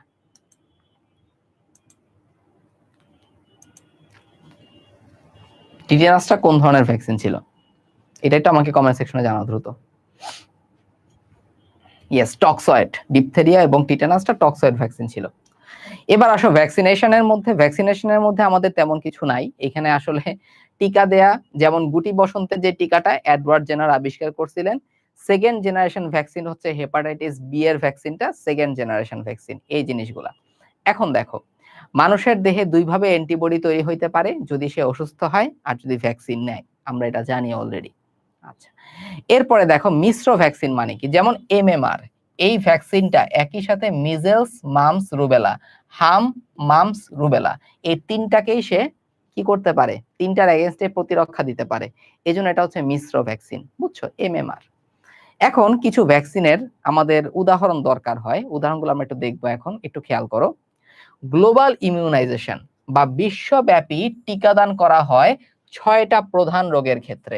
এই 6টা রোগ কি কি মুখস্থ রাখতে হবে আমাদের, খেয়াল করো, খুবই সহজ এটা। প্রথমটা হচ্ছে ডিপথেরিয়া, পার্টাসিস আর টিটেনাস। এদের জন্য আমরা দিই ডিপিটি টিকা। কি টিকা দিই? DPT, diphtheria, pertussis, tetanus. সবাই বলো, ডিপথেরিয়া, পার্টাসিস আর হচ্ছে টিটেনাস। এটা একটা মিশ্র ভ্যাকসিন, এটা 3টা রোগের এগেইনস্টে কিন্তু কাজ করে। ডিপথেরিয়া, পার্টাসিস আর হচ্ছে টিটেনাস। পার্টাসিস মানে হুপিং কাশি, আর টিটেনাস মানে হচ্ছে ধনুষ্টঙ্কার। ওকে, এরপরে দেখো, এরপরে আমরা দেখছিলাম হচ্ছে হামের কথা মনে রাখতে হবে। যক্ষার জন্য আমরা দিই বিসিজি টিকা। যক্ষার জন্য আমরা কোন টিকা দিব? বিসিজি টিকা দিয়ে থাকি। জন্মের একদম পরপরই আমরা বিসিজি টিকা দিয়ে থাকি, যাতে যক্ষা রোগ থেকে সে কিছুটা প্রতিরক্ষা পেতে পারে, কিন্তু এটা পুরোপুরি আসলে প্রতিরক্ষা দিতে পারে না। এখনো আমরা দেখে থাকি যে যক্ষা রোগের প্রকোপ অনেক বেশি, অনেক বেশি, আমাদের ধারণার তুলনায় অনেক বেশি যক্ষা রোগের প্রকোপ। তারপর হচ্ছে পোলিও। ঠিক আছে, বর্তমানে কিন্তু পোলিও বাংলাদেশ থেকে নির্মূল করা সম্ভব হয়েছে। বাংলাদেশ থেকে গুটি বসন্ত নির্মূল করা সম্ভব হয়েছে। বাংলাদেশ থেকে কিন্তু কি বলে কালাজ্বর নির্মূল করা সম্ভব হয়েছে। বুঝতে পারছো? আচ্ছা, সো যক্ষার এগেইনস্টে বিসিজি টিকা, ডিপিটি, হাম, পোলিও, এই 6টা হচ্ছে আমাদের প্রধান রোগ। এদের এগেইনস্টে বিশ্বব্যাপী টিকাদান করা হয়। ওকে, এবার আসো ইপিআই কর্মসূচি। আচ্ছা, ইপিআই কর্মসূচি থেকে ভাইয়া কি লাগবে? এখান থেকে মেইনলি আমাদের কখনো কখনো টিকা শুরুর সঠিক সময়টা আমাদের দরকার হয়। কখনো কখনো টিকা শুরুর সঠিক সময়টা দেখতে হয়। আমরা একটু ধৈর্য সহকারে দেখি, খেয়াল করো। যক্ষা রোগের এগেইনস্টে কোন টিকা? সবাই আগে কমেন্ট সেকশনে জানাও, যক্ষা রোগের এগেইনস্টে কোন টিকাটা কাজ করে? যক্ষা রোগের এগেইনস্টে কোন টিকাটা কাজ করে থাকে, এটা দ্রুত আগে একটু আমাকে কমেন্ট সেকশনে জানাও। যক্ষা রোগের এগেইনস্টে কোন টিকাটা কাজ করে থাকে, এটা আগে আমাকে একটু কমেন্ট সেকশনে জানাও। ইয়েস, বিসিজি টিকা, ভেরি গুড। এই বিসিজি টিকা জন্মের পরই দেওয়া যায়। ক্লিয়ার? একটা গেল। তারপরে দেখো পেন্টাভ্যালেন্ট ভ্যাকসিন। পেন্টাভ্যালেন্ট ভ্যাকসিন মানে কি? এর মধ্যে 5টা ভ্যাকসিন আছে। কি আছে? এর মধ্যে 5টা ভ্যাকসিন আছে। প্রথমত ডিপিটি, ডিপথেরিয়া, পার্টাসিস, ধনুষ্টঙ্কার, আর হচ্ছে হেপাটাইটিস বি আর হিমোফাইলাস ইনফ্লুয়েঞ্জা। ওকে, এই 5টা, ডিপিটি সাথে হেপাটাইটিস বি আর ইনফ্লুয়েঞ্জা, এই 5টা ভ্যাকসিনকে আমরা বলি পেন্টাভ্যালেন্ট। এটা দেয়া হবে কখন? 6 সপ্তাহ বয়সে হচ্ছে দেয়া হবে। কখন দেয়া হবে এটা? 6 সপ্তাহ বয়সে দেয়া হবে। এরপরে মোস্ট ইম্পর্টেন্টলি মনে রাখতে পারো হচ্ছে মিজলস, এই এমআর টিকাটা এটা আসতে পারে, এমএমআর বা এমআর, এটা কখন দেয়া হয়? এটা দেয়া হয় 2 বার, 9 মাসের সময় আর 15 মাসের সময় হাম দেয়া হয়। এই কয়েকটা জিনিস তোমরা একটু মাথায় রাখো। তাহলে বিসি জন্মের পরই দেয়া হবে। পেন্টাভ্যালেন্ট ভ্যাকসিনটা দেয়া হয় 6 মাস বয়সে, 9 মাস আর 15 মাস, 6 সপ্তাহ বয়সে, আর 9 মাস আর 15 মাসে আমরা দিব হচ্ছে আমাদের এই হাম রুবেলা। ওকে, আর হচ্ছে হামের ভ্যাকসিনটা 9 মাস আর 15 মাসে। ওকে, এইটা হচ্ছে ইপিআই এক্স, এই ইপিআই শিডিউলটা জাস্ট তুমি যে কয়টা দাগাই দিলাম ওই যে কয়টা তুমি দেখতে পারো, এর বেশি তেমন একটা দরকার নাই আমাদের। ওকে, আচ্ছা। তো এখানে পোলিও ভ্যাকসিনের কথা এখানে কয়েকটা জিনিস বলা হয়েছে, যে পোলিও ভ্যাকসিনটা আসলে কোত্থেকে সৃষ্টি হয়। এই পোলিও যে রোগটা আছে এটা এন্টেরো ভাইরাস। এন্টেরো কথার মানে কি জানো? এন্টেরো কথার মানে হচ্ছে আন্ত্রিক, তার মানে খাবারের মাধ্যমে আমাদের এই রোগটা ছড়াইতে পারে। এই এন্টেরো ভাইরাস নামক একটা আরএনএ ভাইরাস থেকে এই রোগ হয়ে থাকে। কি হয়ে থাকে? একটা এন্টেরো ভাইরাস নামক একটা আরএনএ ভাইরাস থেকে এই রোগটা হতে পারে। ওকে, গেল। বর্তমানে বাংলাদেশ পোলিও মুক্ত, অনেকটা বলা ছিল বাট বর্তমানে মুক্ত হয়ে গেছে। বিসিজি হচ্ছে যক্ষ্মার এগেইনস্টে। সো যক্ষ্মার যেই ব্যাকটেরিয়াটা, এই ব্যাকটেরিয়ার নামগুলো কিভাবে মনে রাখবা? সংক্ষেপে মনে রাখবা, মাইকো ব্যাকটেরিয়াম। তাহলে ভাইয়া দেখো অক্ষরগুলো মনে রাখতেছে, অক্ষরগুলো মনে রেখে রেখে তুমি যদি 4-5 বার খাতার মধ্যে লিখো অটোমেটিক্যালি এটা মনে থাকবে। সো মাইকোব্যাকটেরিয়াম টিউবারকুলোসিস, ওকে, এটা হচ্ছে যক্ষ্মা রোগের ব্যাকটেরিয়া, এটার এগেইনস্টে আমরা বিসিজি ভ্যাকসিন দিয়ে থাকি। ওকে, এই বিসির নামটা দেখো, ব্যাসিলাস ক্যালমিটি গুয়েরিন, ব্যাসিলাস ক্যালমিটি গুয়েরিন, ঠিক আছে, বাংলায় লিখবা ব্যাসিলাস ক্যালমিটি গুয়েরিন। তারপর ডিপিটি, এটা আমরা জানি যে ডিপথেরিয়ার ব্যাকটেরিয়া হচ্ছে করাইনোব্যাকটেরিয়াম ডিপথেরিয়া, করাইনোব্যাকটেরিয়াম ডিপথেরিয়া। পিতে হচ্ছে পার্টাসিস। তারপরে টিটানি হচ্ছে ক্লস্ট্রিডিয়াম টিটানি, এটা হচ্ছে আমাদের ব্যাকটেরিয়ার নাম। তো এগুলো অণুজীব চ্যাপ্টারের পড়াশোনা, আসলে যারা অণু চ্যাপ্টারটা ভালো করে পড়ছো তাদের এগুলো একদম সহজ লাগার কথা। আসলে পার্টাসিস হয়ে থাকে কিসের মাধ্যমে? বোর্ডেটেলা পার্টাসিসের মাধ্যমে। তাহলে একটু কমেন্ট সেকশনে আমাকে জানাও যক্ষ্মা রোগের জীবাণু কোনটা, এটা একটু আমাকে কমেন্ট সেকশনে জানাও যে যক্ষ্মা রোগের জীবাণু কোনটা। ওকে, যক্ষ্মা রোগের জীবাণু কোনটা, এই জিনিসটা আমাকে একটু কমেন্ট সেকশনে জানাও।